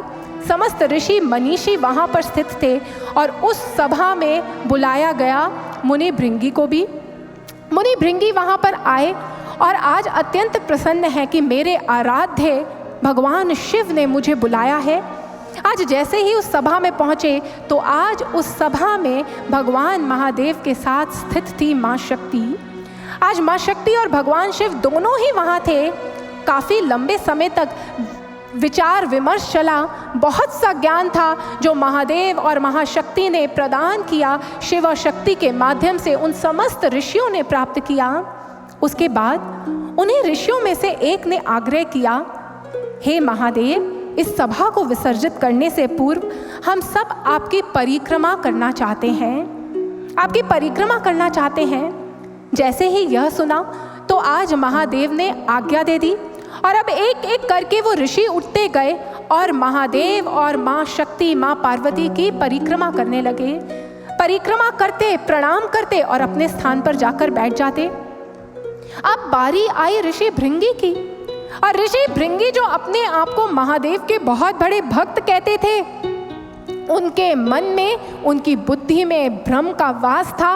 उनकी बुद्धि भ्रमित थी और वह सोचते थे कि मैं तो केवल महादेव की आराधना करता हूँ, शक्ति का कोई अस्तित्व नहीं। और यूं वो अपने स्थान से खड़े हुए और आज उन्होंने जब महादेव और माँ पार्वती की परिक्रमा करना प्रारंभ किया तो महादेव की परिक्रमा करके वापस आए, उन्हें प्रणाम किया और अपने स्थान पर बैठ गए। महादेव तो ये जानते थे, इसीलिए उन्हें सभा में बुलाया था। आज महादेव ने जब ये देखा तो अब सभी ऋषि कहते हैं ये कैसी परिक्रमा है।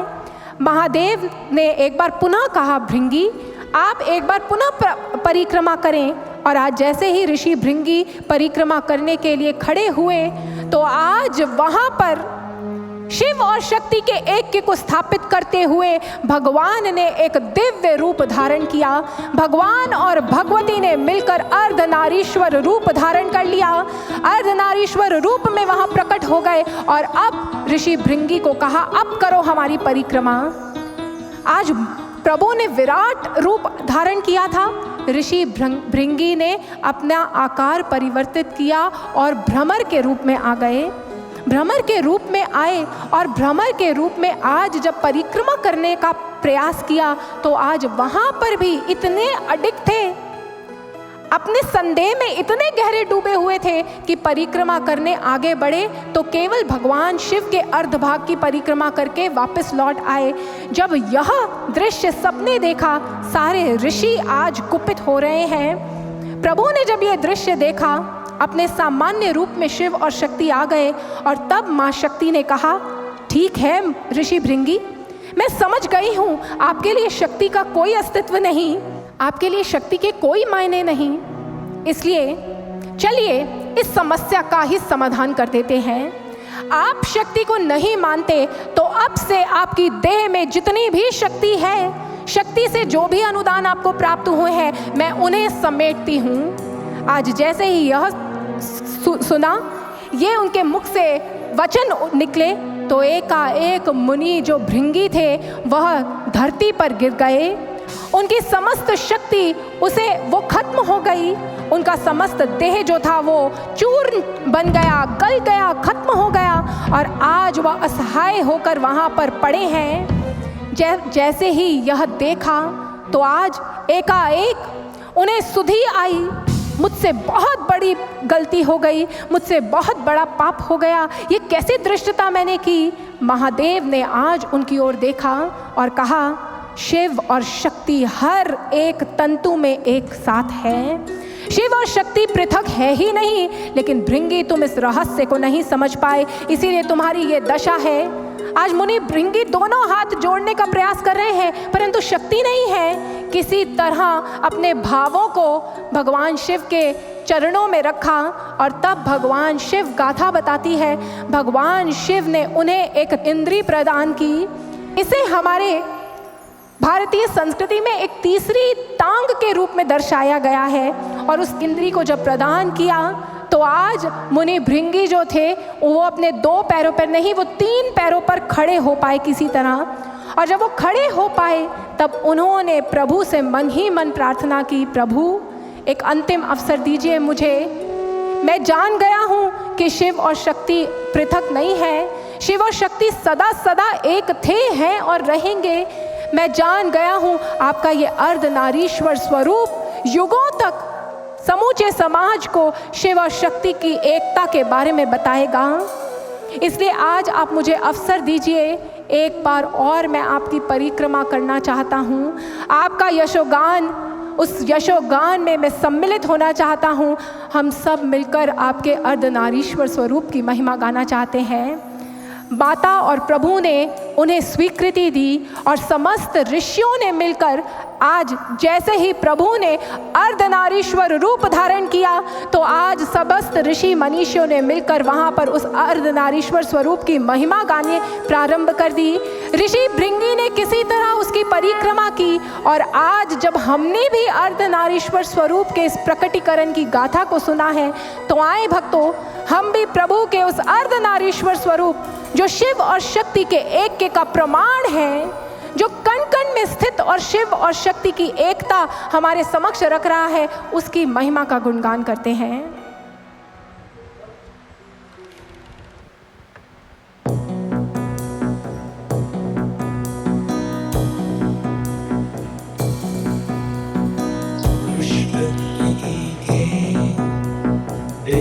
मिलन से बनाए दिव्य स्वरूप, परम कल्याणकारी, परम कल्याणकारी सृष्टि अर्धनारीश्वर रूप, अर्धनारीश्वर रूप, अर्धनारीश्वर रूप, अर्धनारीश्वर रूप।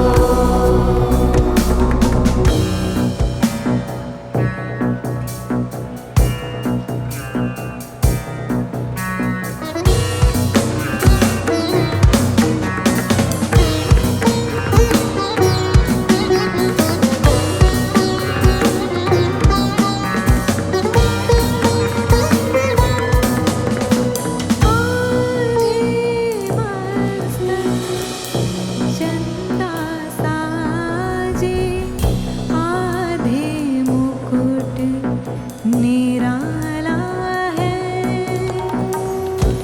एक तरफ है नाग विराजे, एक में स्वर्ण की माला है। आधे मस्तक चंदा साजे, आधे मुकुट निराला है। एक तरफ है नाग विराजे, एक में स्वर्ण की माला है। ऐसा है श्रृंगार ये अद्भुत, ना किसी के समान।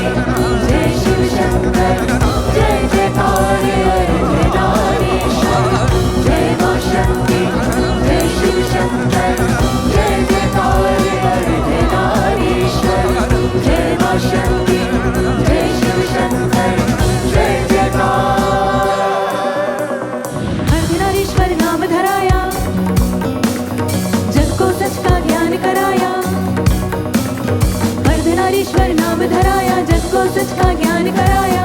नर नारी में भेद न कोई, हर प्राणी को यह समझाया। तू ही शिव, तू ही शिवा, तू ही शिव, तू ही शिवा, तू ही शिव, तू ही शिवा, तू ही शिव, तू ही शिवा, तू ही शिव, तू ही शिवा, तू ही शिव, तू ही शिवा, तू ही शिव, तू ही शिवा, तू ही शिव, तू ही शिवा। नवमंडल के कण कण में है झांकी अर्धनारीश्वर की, हर जंजाल से मुक्त हुए सब शरण में आकर के इनकी। नवमंडल के कण कण में है झांकी अर्धनारीश्वर की, हर जंजाल से मुक्त हुए सब शरण में आकर के इनकी। नभ जल धर तक नक्षत्र ग्रहों तक अर्धनारीश्वर का विराट विस्तार है। इनके दिव्य रूप में ही पाया सबने संसार है, संसार है। वो सुबह में, वो शाम में, वो थकन में, आराम में, अंतरिक्ष के मंडल में जो सदा गड़बड़ है, वो मेरे अर्धनारीश्वर का भव्य अवतार है। जय मां शक्ति, जय शिव शंकर, जय जयकार अर्धनारीश्वर। जय मां शक्ति, जय शिव शंकर, जय जयकार अर्धनारीश्वर। जय मां शक्ति, जय शिव शंकर, जय जयकार अर्धनारीश्वर। जय मां शक्ति, जय शिव शंकर, जय जयकार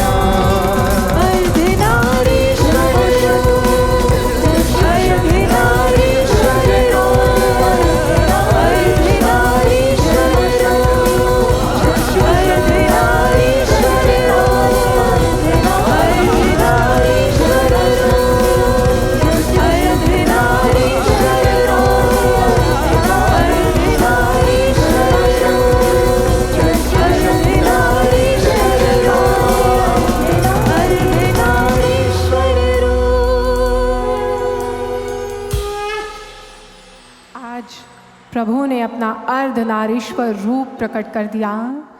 भगवती और भगवान का ये अर्धनारीश्वर स्वरूप शैव मत के जो अनुयायी हैं केवल उनके लिए ये स्वरूप पूजनीय नहीं है।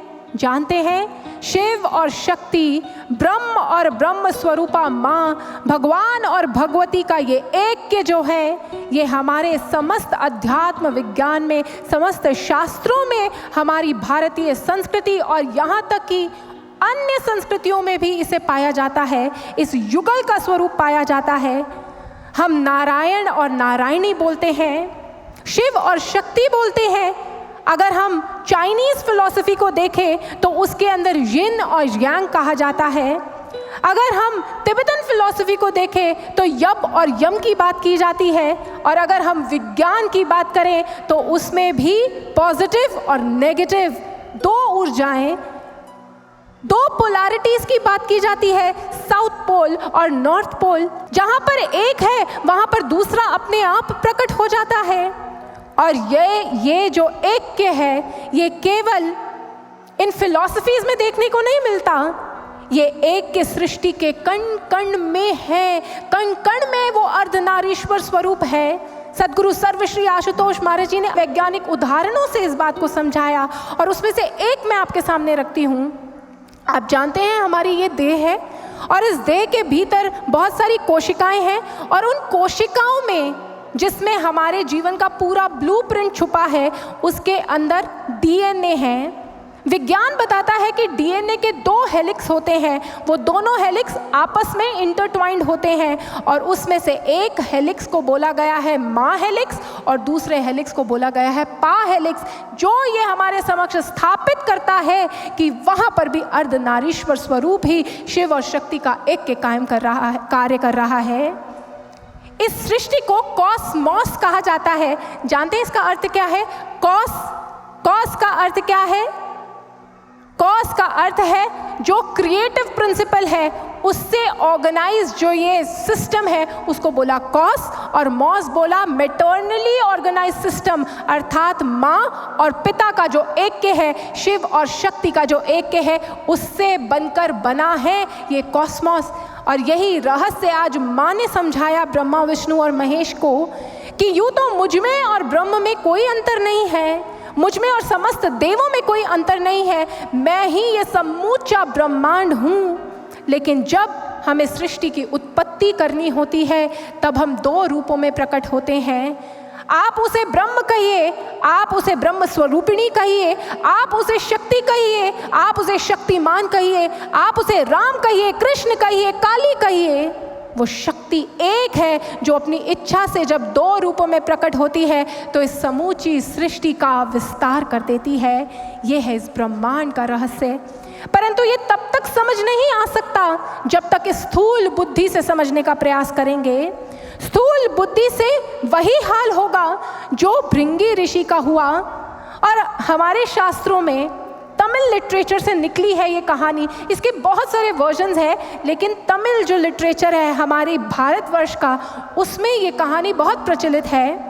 और उस कहानी की गूढ़ता देखिए, उसमें ये जो रहस्य हुआ बताया कि जब तीसरी टांग मिली तब ऋषि भृंगी को सुधि आई। अब इसको डिपिक्ट तो स्थूल बुद्धि से समझकर तीसरी टांग के रूप में किया गया है, पर अगर हम अध्यात्म के दृष्टिकोण से देखें तो वो जो तीसरी लिम्ब दी, तीसरा आधार दिया, वो तीसरा आधार बाहरी नहीं था, वो तीसरा आधार वो आधार है, वो तीसरा आधार वो आधार है जिस आधार के माध्यम से हमारे ऋषि मनीषियों ने हर युग में, उस काल में, कण कण में उस भगवती को देखा था। और वो तीसरा आधार क्या है?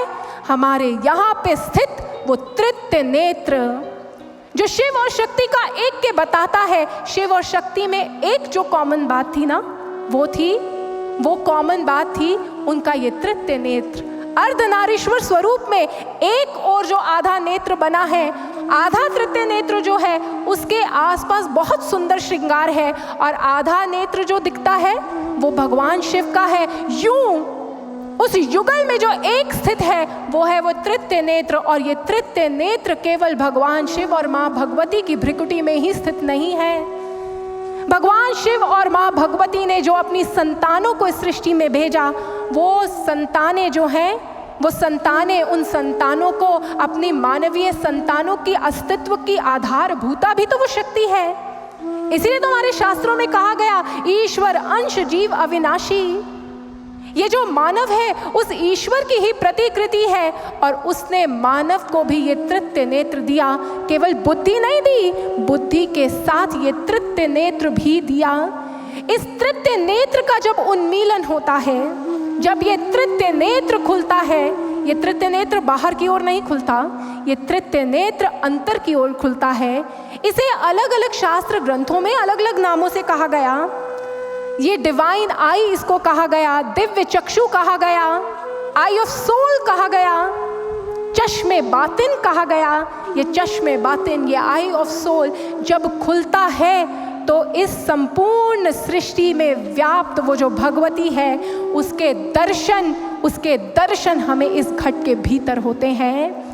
इस दिव्य नेत्र से ही कण कण में स्थित उस भगवती को हमारे ऋषि मनीषियों ने देखा, और तभी ब्रह्मांड का ये रहस्य लिखा। तृतीय नेत्र ही था जिसके माध्यम से भगवान श्री कृष्ण ने अर्जुन को वो विराट स्वरूप, अपना जो विराट स्वरूप था उसके दर्शन करवाए थे। भक्तों, आज ये ज्ञान जो है ब्रह्मा विष्णु महेश को प्रदान कर दिया माँ ने। और आज उस ज्ञान को जब प्रदान किया तो अब उन तीनों को कहा कि अब आप तीनों मिलकर इस सृष्टि का सृजन, इसका पालन और इसका संहार करें। जैसे ही यह सुना तो ब्रह्मा विष्णु और महेश कहने लगे, हम कैसे इस सृष्टि का सृजन पालन और संहार करें माँ, हम तो अशक्त हैं। तब उस समय अर्धनारीश्वर स्वरूप की जो महिमा हमने सुनी, उसी युगल को स्थापित करने के लिए, शक्ति प्रदान करने के लिए माँ ने एक दिव्य लीला की। माँ ने अपने श्री विग्रह से आज 3 देवियों को प्रकट किया। सर्वप्रथम श्वेत वस्त्रों को धारण की हुई, हाथ में वीणा को धारण की हुई माँ सरस्वती को प्रकट किया, और उन्हें प्रदान कर दिया ब्रह्मा जी को कि आपकी ये अर्धांगिनी है, आपकी ये शक्ति है, आप दोनों मिलकर इस सृष्टि का सृजन कीजिए। उसके बाद स्वर्ण स्वरूपा माता महालक्ष्मी को प्रकट किया और वो प्रदान कर दिया, उन्हें प्रदान कर दिया भगवान विष्णु को और कहा आप दोनों मिलकर इस सृष्टि का पालन कार्य करें। और तीसरी देवी जो उन्होंने प्रकट की वह थी माता महागौरी।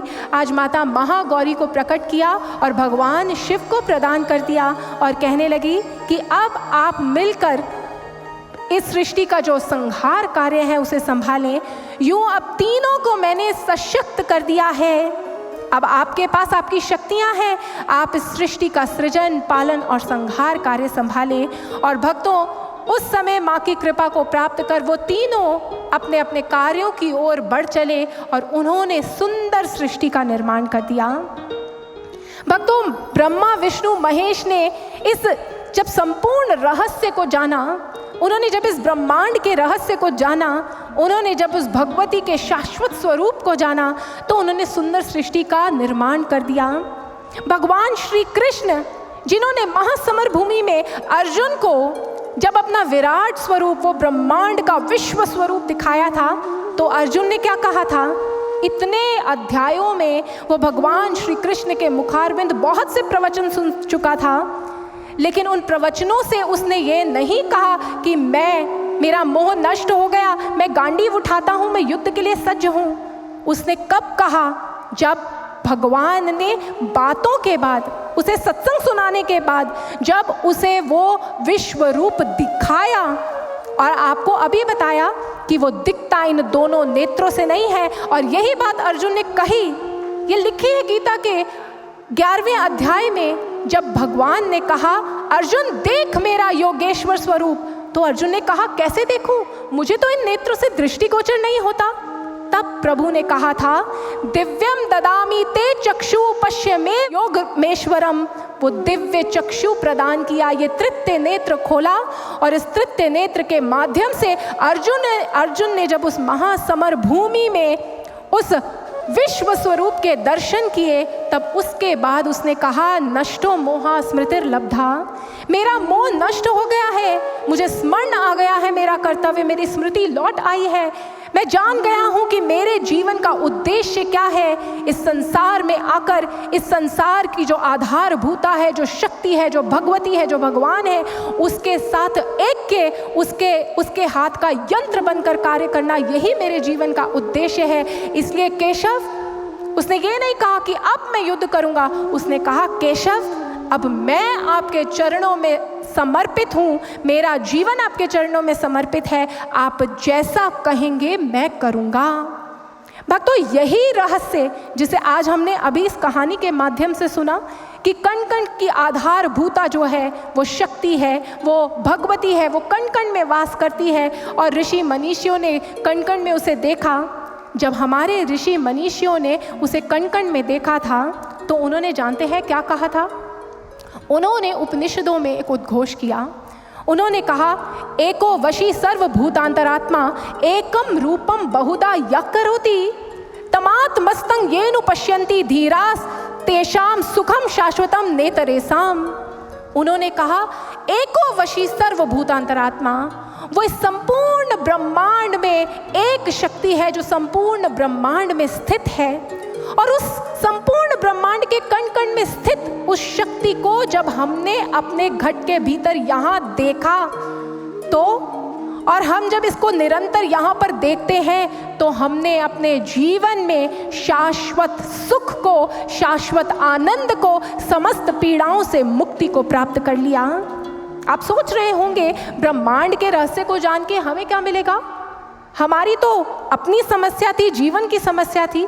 तो जीवन की समस्त समस्याओं का एक ही निदान है, और वो निदान है कि उस भगवती को, उस ईश्वर को हम जान ले जो हमारा मूल है। हमारे जीवन के दुख हम उसे तरह तरह से परिभाषित करते हैं। किसी को जॉब की चिंता है, किसी को करियर की चिंता है, किसी को के घर परिवार में कलेश है, किसी को बीमारी है। लेकिन जानते हैं इन सारी समस्याओं का केंद्र क्या है? एक सबसे बड़ी समस्या, मूलभूत समस्या जिसके कारण हम संसार में आए, वो था कि हम जहाँ से आए थे और यहाँ जो करने आए थे उसे ही भूल गए। जो हमारा मूल था उसे छोड़कर हम इस संसार में बैठे हैं।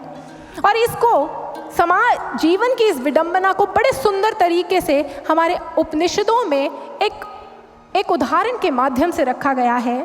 आप समझ जाएंगे पूरी बात का क्रक्स इससे। हमारे उपनिषदों में मुंडको उपनिषद में एक वृक्ष का वर्णन आता है। ऋषियों ने कहा एक वृक्ष है, उस वृक्ष के ऊपर 2 पक्षी बैठे हैं। 2 पक्षी कौन से हैं? एक पक्षी नीचे की डाल पर बैठा है और एक पक्षी ऊपर की डाल पर बैठा है। जो नीचे की डाल पर पक्षी बैठा है ना, वो नीचे की डाल पर बैठा हुआ पक्षी कभी मीठे फल खाता है तो प्रसन्न हो जाता है, कभी कड़वे फल खाता है तो दुखी हो जाता है, कभी उड़कर इधर जाता है उधर जाता है और बहुत रेस्टलेस है, बहुत विचलित है। लेकिन ऊपर की डाल पे एक पक्षी बैठा है जो उसी वृक्ष पर है लेकिन एकदम शांत है, आत्मा आनंद में डूबा हुआ है, आनंदित है, उसे किसी बात की कोई चिंता नहीं। नीचे वाला पक्षी उस ऊपर वाले पक्षी को देखता है, अरे इसके पास ऐसा क्या है, ये कैसे आनंदित है। उस नीचे वाले पक्षी के मन में ये जिज्ञासा उठती है। हम सब जो है ना वो नीचे वाले डाल पर बैठे हुए पक्षी हैं जो इस संसार के दृश्यों में विविधता को देखते हैं। एक फल खाते हैं संसार से लेकर, अच्छा लगता है, खुश हो जाते हैं, दूसरे को खाते हैं, दुखी हो जाते हैं। इसको हमने जीवन मान लिया है। परंतु इस सब में जो व्यथा हमारे जीवन की है, हम सब के अंदर एक भावना उठती है कि हमें भी वो शांति मिल जाए जैसे वो ऊपर की डाल के वृक्ष पर बैठा हुआ पक्षी है।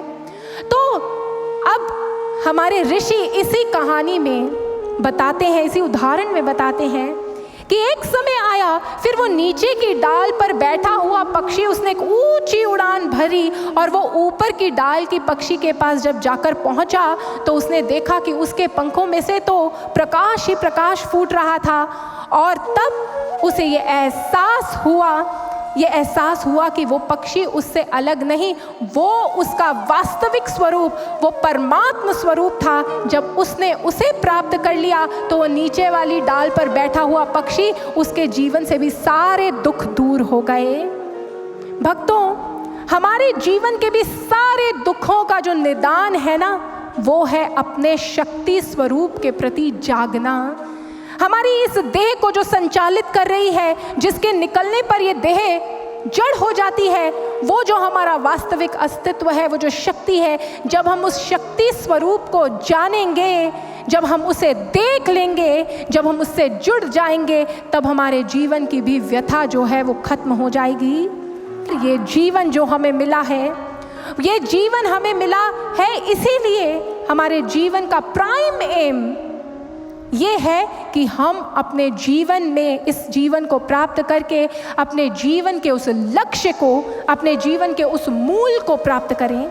एक नदी तब तक विचलित रहती है जब तक वो सागर में नहीं मिलती। सागर से उत्पन्न हुई थी, सागर में जाकर जब मिलती है तो शांत हो जाती है। ठीक ऐसे ही मानव की भी सारी दुविधाओं का जो रहस्य है, वो रहस्य जो जिस दुविधाओं से मुक्त होने का जो रहस्य है, जो सूत्र है, वो यही है कि वो अपने आत्मिक स्वरूप को जाने। जब वो उस आत्मिक स्वरूप को जानता है तो रहता तो इस संसार में है, परंतु अब उसके पास वो दृष्टि आ जाती है जिस दृष्टि से इस संसार के कण कण में वो उस भगवती को देखता है। अब उसे ये संसार संघर्ष नहीं लगता, भगवती का ही प्रसाद लगता है। इस विजन को पाने के लिए हमें भी वही युक्ति अपनानी होगी जो ब्रह्मा विष्णु महेश जी ने अपनाई। कहाँ होगा ये रहस्य उद्घाटन? चलते चलते इस बात को भी जान लें।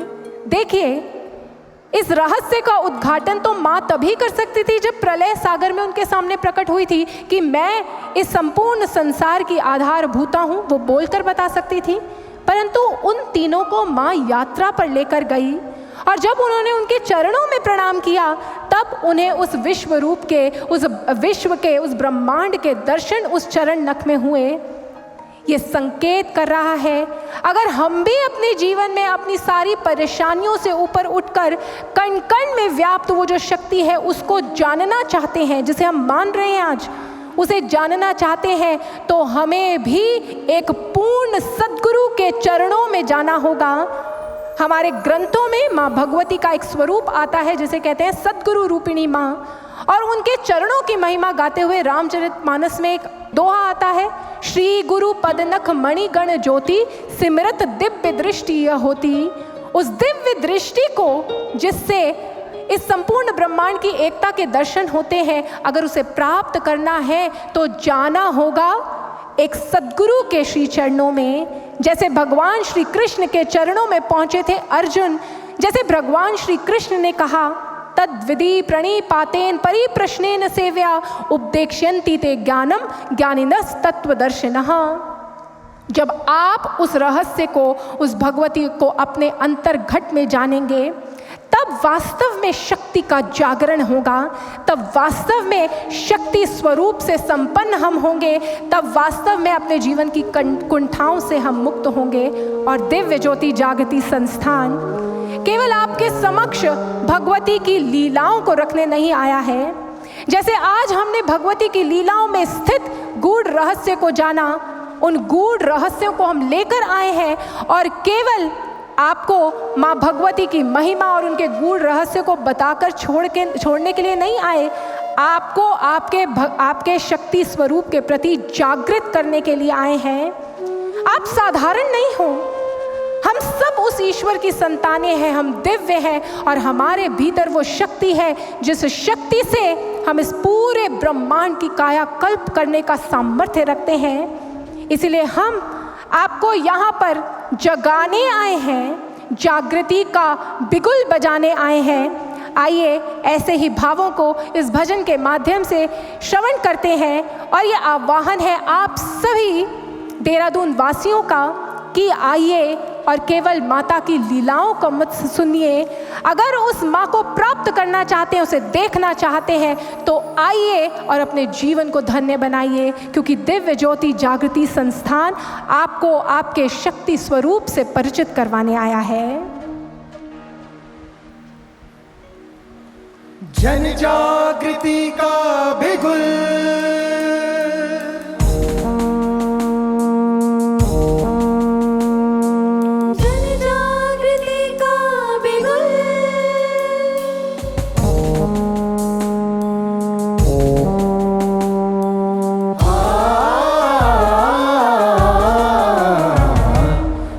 जागृति का बिगुल हम बजाएं,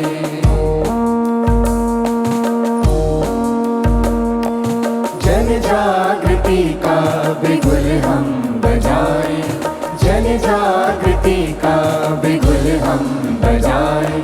वो जीवंत धरती गगन फिर इसी से इंसान में इंसानियत को जगाएं, इंसान में इंसानियत को जगाएं। वो साकार दृढ़ भाव प्रभु प्रेरणा से जन जागृति का बिगुल हम बजाएं, जन जागृति का बिगुल हम बजाएं।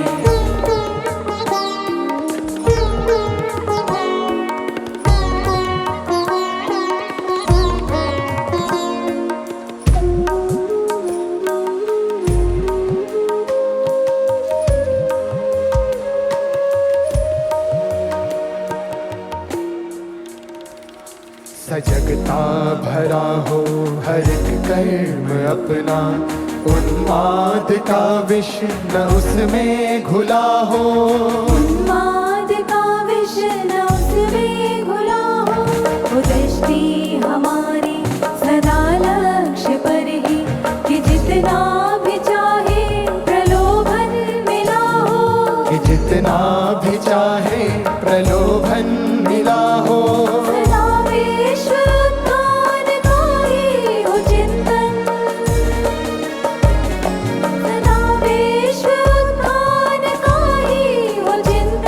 यही प्रार्थना हो मुख हृदय से।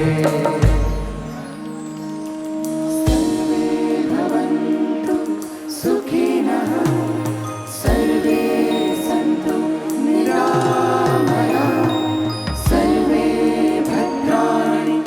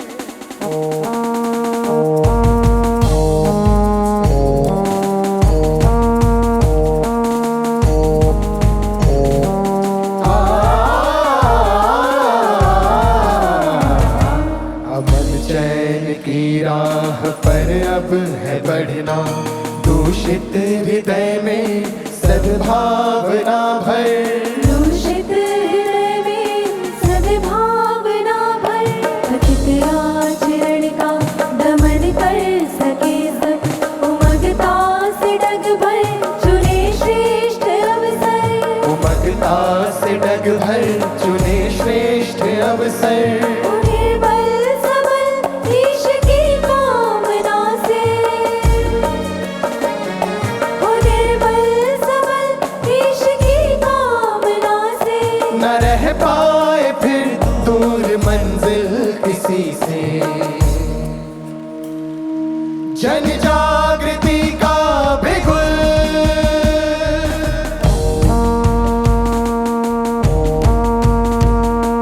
जन जागृति का बिगुल,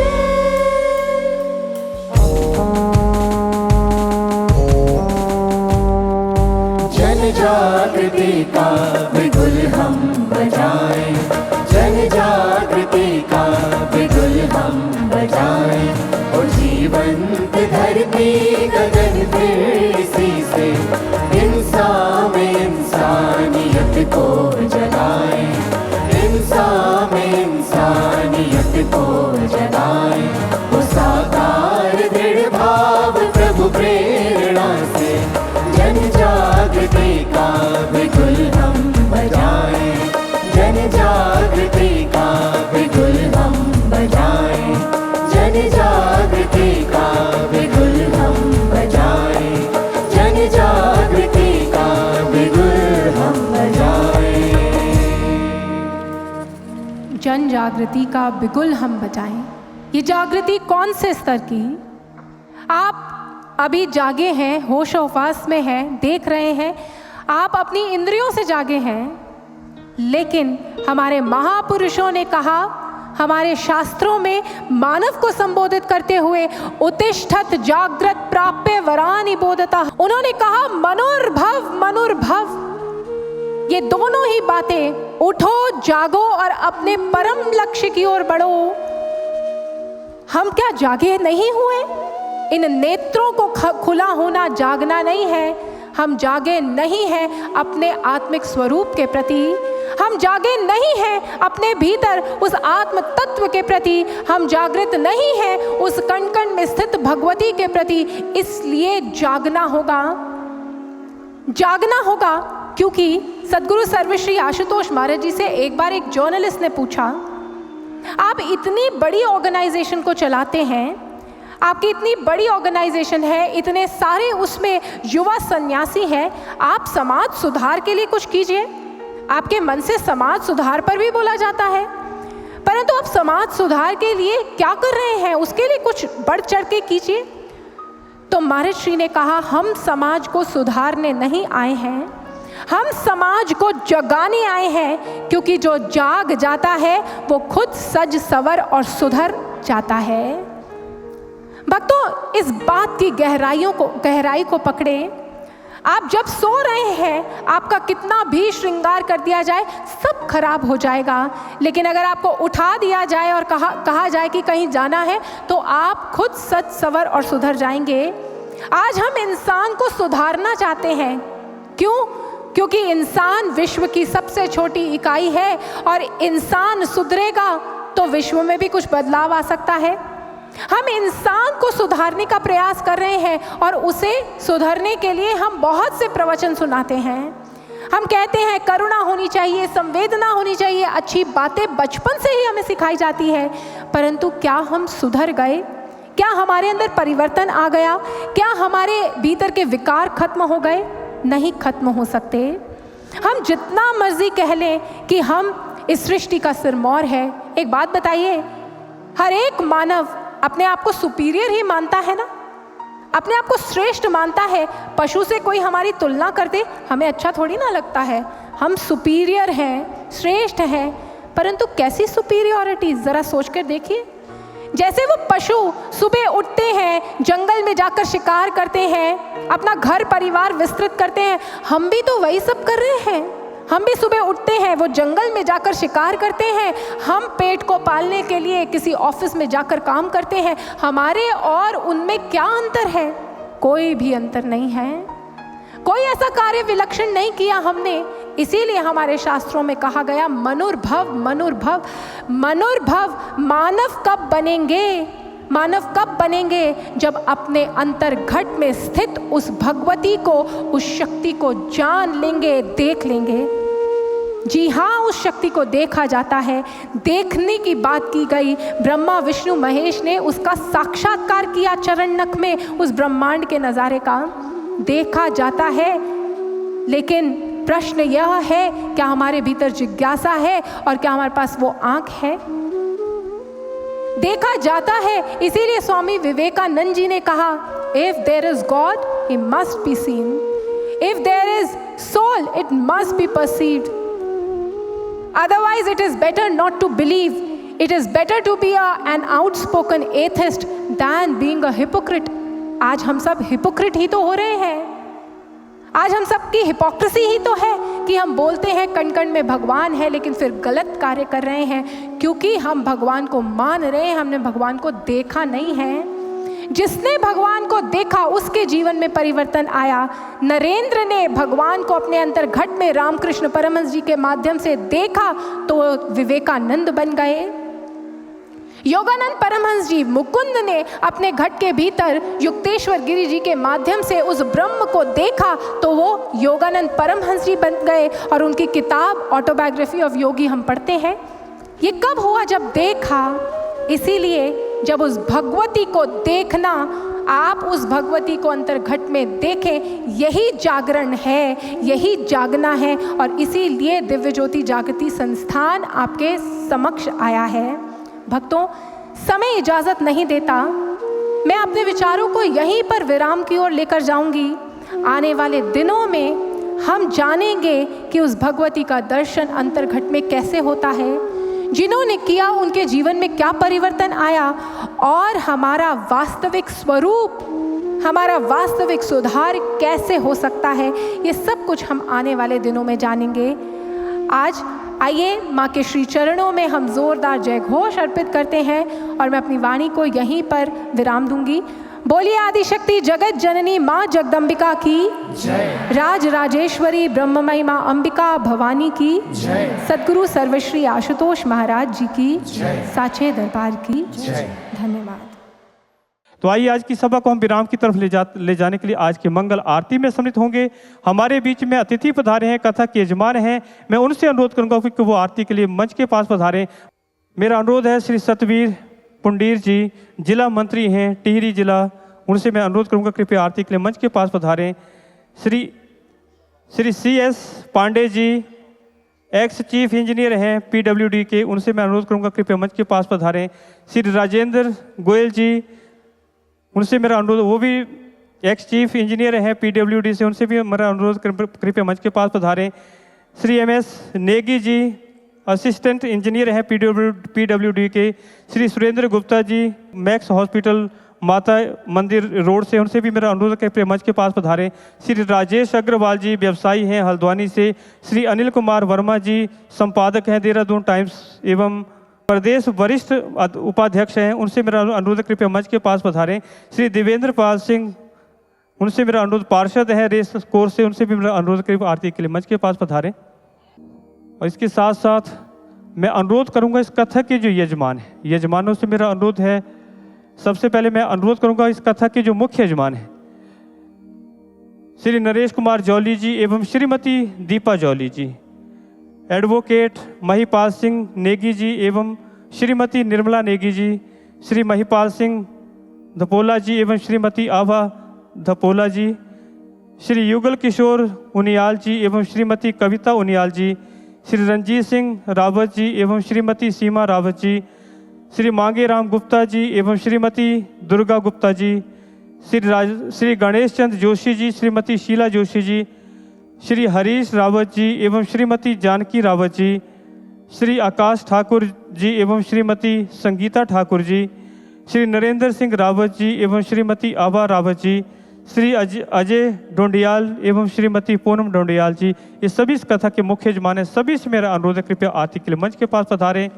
इसके साथ साथ आज की इस कथा के जो आज के दैनिक यजमान हैं, उनसे मैं अनुरोध करूंगा कि वो भी आरती के लिए मंच के पास पधारें। मेरा अनुरोध है श्रीमती राजकुमारी निर्मोही जी, श्री सारंग फूल एवं श्रीमती उर्मिला फूल, श्री राज नारायण श्रीवास्तव जी एवं श्रीमती सरिता श्रीवास्तव जी, श्री हरीश रावत जी एवं श्रीमती वैशाली रावत जी, श्रीमती रंजना ममगई जी, श्री जगदीश देवरानी जी, श्रीमती बिमला देवरानी जी, श्री भजन सिंह बड़थवाल जी, श्रीमती शकुंतला बड़थवाल जी, श्री हरेंद्र सिंह रावत जी, श्रीमती शोभा रावत जी, श्री स्वर्ण सिंह चौहान एवं श्रीमती कृष्णा चौहान, श्री गुलाब सिंह एवं श्रीमती अर्पिता, श्री कृष्ण सिंह रावत, श्रीमती निशा रावत, श्री आरपी शर्मा जी। इस कथा के आज के दैनिक यजमान, इनसे भी मेरा अनुरोध है कि आरती के लिए मंच के पास पधारें।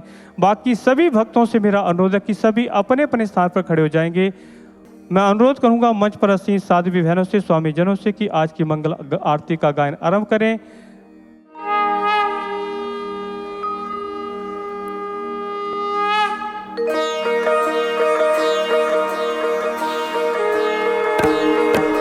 जय अम्बे गौरी मैया, जय श्यामा गौरी, जय अम्बे गौरी मैया, जय श्यामा गौरी। तुमको निश दिन ध्यावत हरि ब्रह्मा शिव रे, तुमको निश दिन ध्यावत हरि ब्रह्मा शिव रे। मांग सिंदूर विराजत एको मृग मद को, उज्ज्वल से दो नैना चंद्र बदन को, उज्ज्वल से दो नैना चंद्र बदन को। कनक समान कलेवर रत्नांबर राजे, रत्न पुष्प गलमाला कंठन पर साजे, रत्न पुष्प गलमाला कंठन पर साजे। हे हरि वाहन राजत खड़ग खबर धारी, सुर नर मुनि जन सेवक तिनके दुख हारी, सुर नर मुनि जन सेवक तिनके दुख हारी। कानन कुंडल शोभित नासाग्रे मोती, कोटिक चंद्र दिवाकर समराजत ज्योति, कोटिक चंद्र दिवाकर समराजत ज्योति। शुंभ निशुंभ विदारे महिषासुर घाती, धूम्र विलोचन नयना निश दिन मदमाती, धूम्र विलोचन नयना निश दिन मदमाती। चंद्रमुंड संहारे शोणित बीज हरे, मधु कैटभ दो मारे सुर भयहीन करे, मधु कैटभ दो मारे सुर भयहीन करे। ब्रह्माणी रुद्राणी तुम कमला रानी, आगम निगम बखानी तुम शिव पटरानी, आगम निगम बखानी तुम शिव पटरानी। 64 योगिनी गावत नृत्य करत भैरव, बाजत ताल मृदंगा हर बाजत डमरू, बाजत ताल मृदंगा हर बाजत डमरू। तुम ही जग की माता, तुम ही हो भरता, भक्तन की दुख हरता सुख संपत्ति करता, भक्तन की दुख हरता सुख संपत्ति करता। भुजाचार अति शोभित वर मुद्राधारी, मनवांछित फल पावत सेवत नर नारी, मनवांछित फल पावत सेवत नर नारी। कंचन थाल विराजत अगर कपूर बाती, श्रीमान के तुम राजे कोटि रतन ज्योति, श्रीमान के तुम राजे कोटि रतन ज्योति। श्री अम्बे जी की आरती जो कोई नर गावे, कहत शिवानंद स्वामी सुख संपत्ति पावे, कहत शिवानंद स्वामी सुख संपत्ति